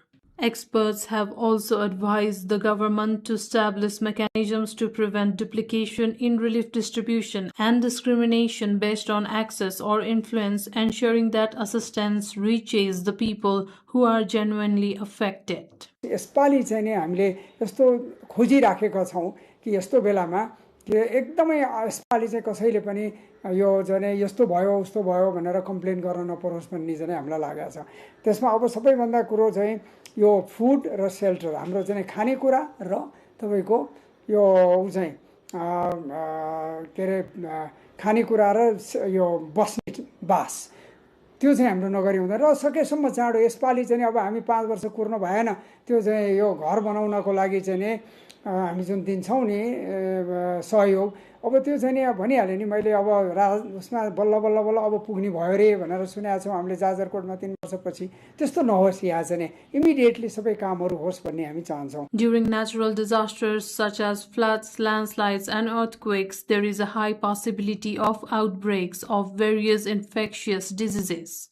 Doctors have therefore urged authorities and the public to remain specially alert of this risk. Following floods and other disasters, contaminated water and food can lead to diseases such as diarrhea, cholera, typhoid, and skin infections. The Ministry of Health and Population has advised people to drink only clean and safe water, consume hygienic food, wash their hands with soap and water, keep wounds or injuries clean, and pay proper attention to waste management. Sabika Shrestha, NTV World. And in today's Public Pulse, we take a closer look at the health risks after the disaster and what experts recommend to keep affected communities safe. We activated the hospital networks, that's we call it is hub satellite hospital networks. They support them remotely as well as physically. The team, medical team goes to the local hospitals. We have been providing hotline services from the Kathmandu 1115. 1115 hotline number is a dedicated hotline to provide the healthcare services, and similarly for the mental health service or psychosocial supports, we have been providing 1166 hotline, dedicated hotline for mental health supports. First priority is to rescue them, then treat them for the physical injuries, and if there is any disability that we will try to rehabilitate them and we will support them. We have been coordinating with the local level, province government and the other government entities, basically security forces and the other entities. In the long run, that we have been preparing for any type of outbreaks that might happen in the local areas, basically for the foodborne disease, waterborne disease, vector-borne disease, any other nutritional supports they may need. Now the systems is better as compared to the last pandemics or last mass casualties, but the level of the flood that we experienced, it was huge for local level. If we talk about the Kathmandu, its preparedness and the supports to the nearby districts, we could do better, but I don't think that all is sufficient. There are space that we can do better. For now, the local healthcare facilities, they are working 24/7. The healthcare workers are fatigued there. That's why we have backup plan. We have backup teams as well. We can deploy them in need, and we have the whole plan in hand.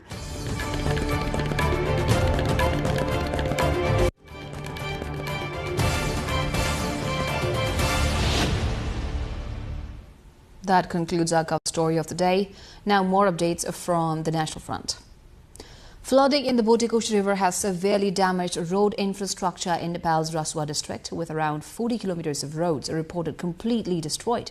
The Siafrobesi Raswagadi Road, which connects the northern border area with the rest of Nepal through Betravati and Mailung, has been completely damaged, while another 10-kilometer section between Galchi and Trishuli is also closed.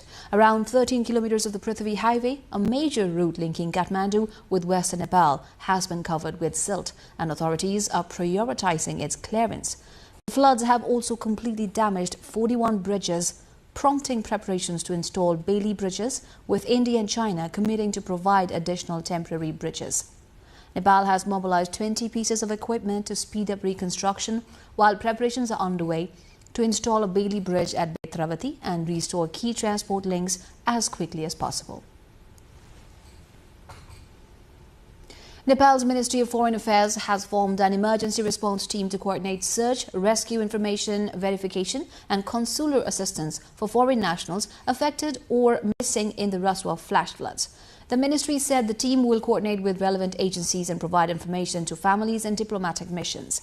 It has urged anyone with information about missing foreign nationals to contact the emergency hotlines at +977 974444 1227 or +977 974444 1228 or email emergency emergency@mofa.gov.np. The ministry also appealed to the public to avoid spreading unverified information and rely on official updates. Nepal's Ministry of Information and Communications has urged media organizations and social media users not to spread unverified or insensitive content related to the recent floods and disasters in Raswa, Nuwakot, Athading and other affected areas. The ministry said inaccurate information, rumors and misleading reports can hamper rescue and relief efforts and create unnecessary fear among the public. It has asked journalists and citizens to rely only on information from official sources, including the Ministry of Home Affairs, district administrations, security agencies and local disaster management committees. The ministry has also warned against sharing AI-generated or fabricated images, videos and audio, as well as distressing footage of disaster victims that could cause additional trauma to their families. Authorities are calling for accurate, factual and responsible reporting to protect victims, support emergency operations and prevent further social distress during the disaster. Police in Nepal's Chitwan district have arrested 2 men accused of removing a gold earring from the body of a person who died after being swept away by floods in the Potekoshi River. The arrest followed an investigation into a video that appeared to show the 2 men taking the earring from the deceased person's body during the disaster.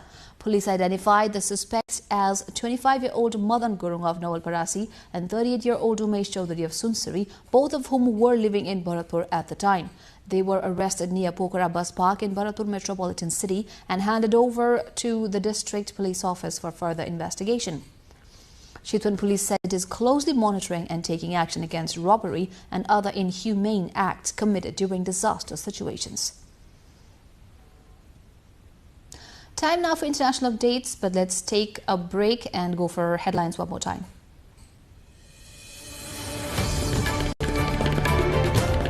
Nepal urges heightened vigilance as flood risk returns to Potekoshi River. Downstream communities warned of possible sudden surge. The Raswa flood death toll rises to 359 as 910 remain missing. Rescue efforts intensify as authorities mobilize thousands. Nepal's Prime Minister orders faster flood rescue and relief. Political parties pledges full support to government in disaster response. Nepal sets up new centre to identify flood victims as more capacity fills, forms a dedicated family assistance desk to help relatives trace missing ones. Qatar Prime Minister visits Tehran for talks on Iran-US tensions. Discussions focus on de-escalating diplomacy and state of Hormuz. And Nepal exits from the top end T20 series in Australia with a 3rd defeat, loses the last match against Kingsman Academy by 31 runs.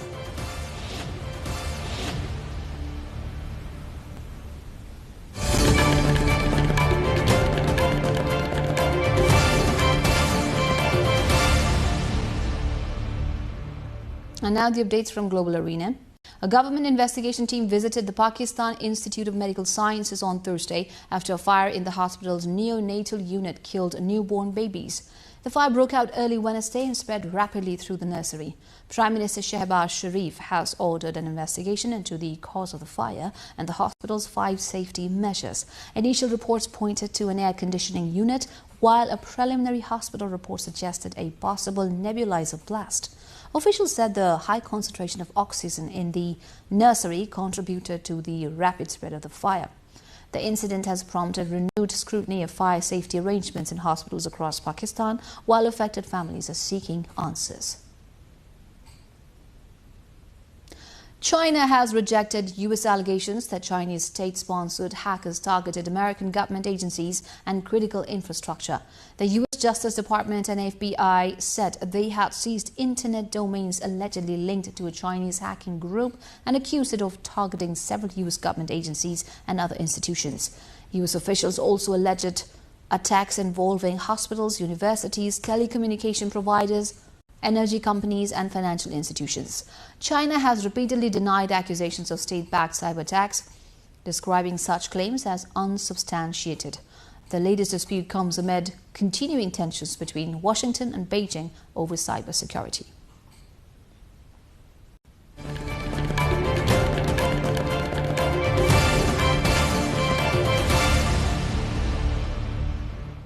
Business news lined up next. For now, a short breather.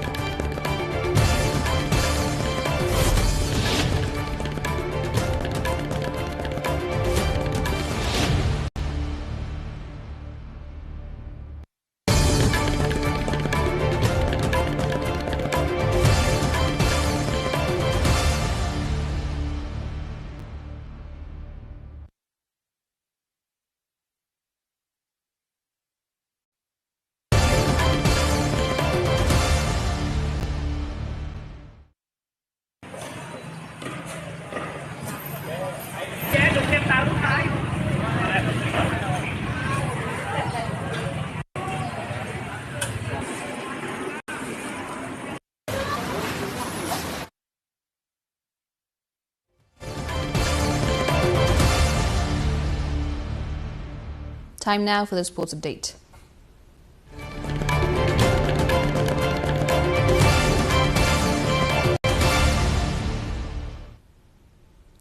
Liverpool have reached an agreement in principle with Paris Saint-Germain to sign French winger Bradley Barcola in a deal worth up to £120 million sterling, or around 140 million euros. More than £100 million sterling of the fee is reportedly guaranteed, with the rest tied to performance-related add-ons, while the final paperwork and medical remain to be completed. The 23-year-old France international joined PSG from Lyon in 2023 and has since made 152 appearances for the French champions, scoring 39 goals and providing 37 assists.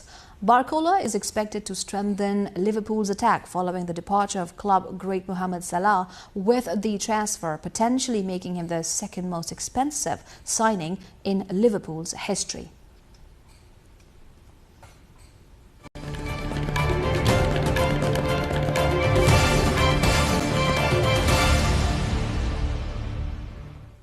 Now to the weather updates, first from Nepal and then across the world.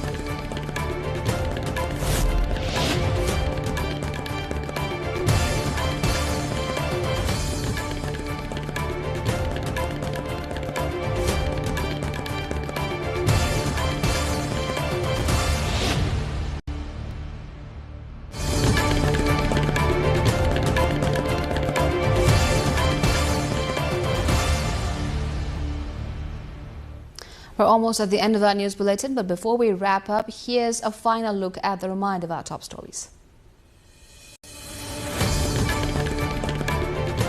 Nepal urges heightened vigilance as flood risk returns to Bhutekoshi River. Downstream communities warned of possible sudden surge. Rasua flood death toll rises to 359 as 910 remain missing. Rescue efforts intensify as authorities mobilize thousands. Nepal's Prime Minister orders faster flood rescue and relief. Political parties pledge full support to government in disaster response. Nepal sets up new centre to identify flood victims as more capacity fills. Forms a dedicated family assistance desk to help relatives trace missing ones. Qatar's Prime Minister visits Tehran for talks on Iran-US tensions. Discussions focus on de-escalation, diplomacy and Strait of Hormuz. And Nepal exits from the top T20 series in Australia with a third defeat. Loses the last match against Kingsman Academy by 31 runs.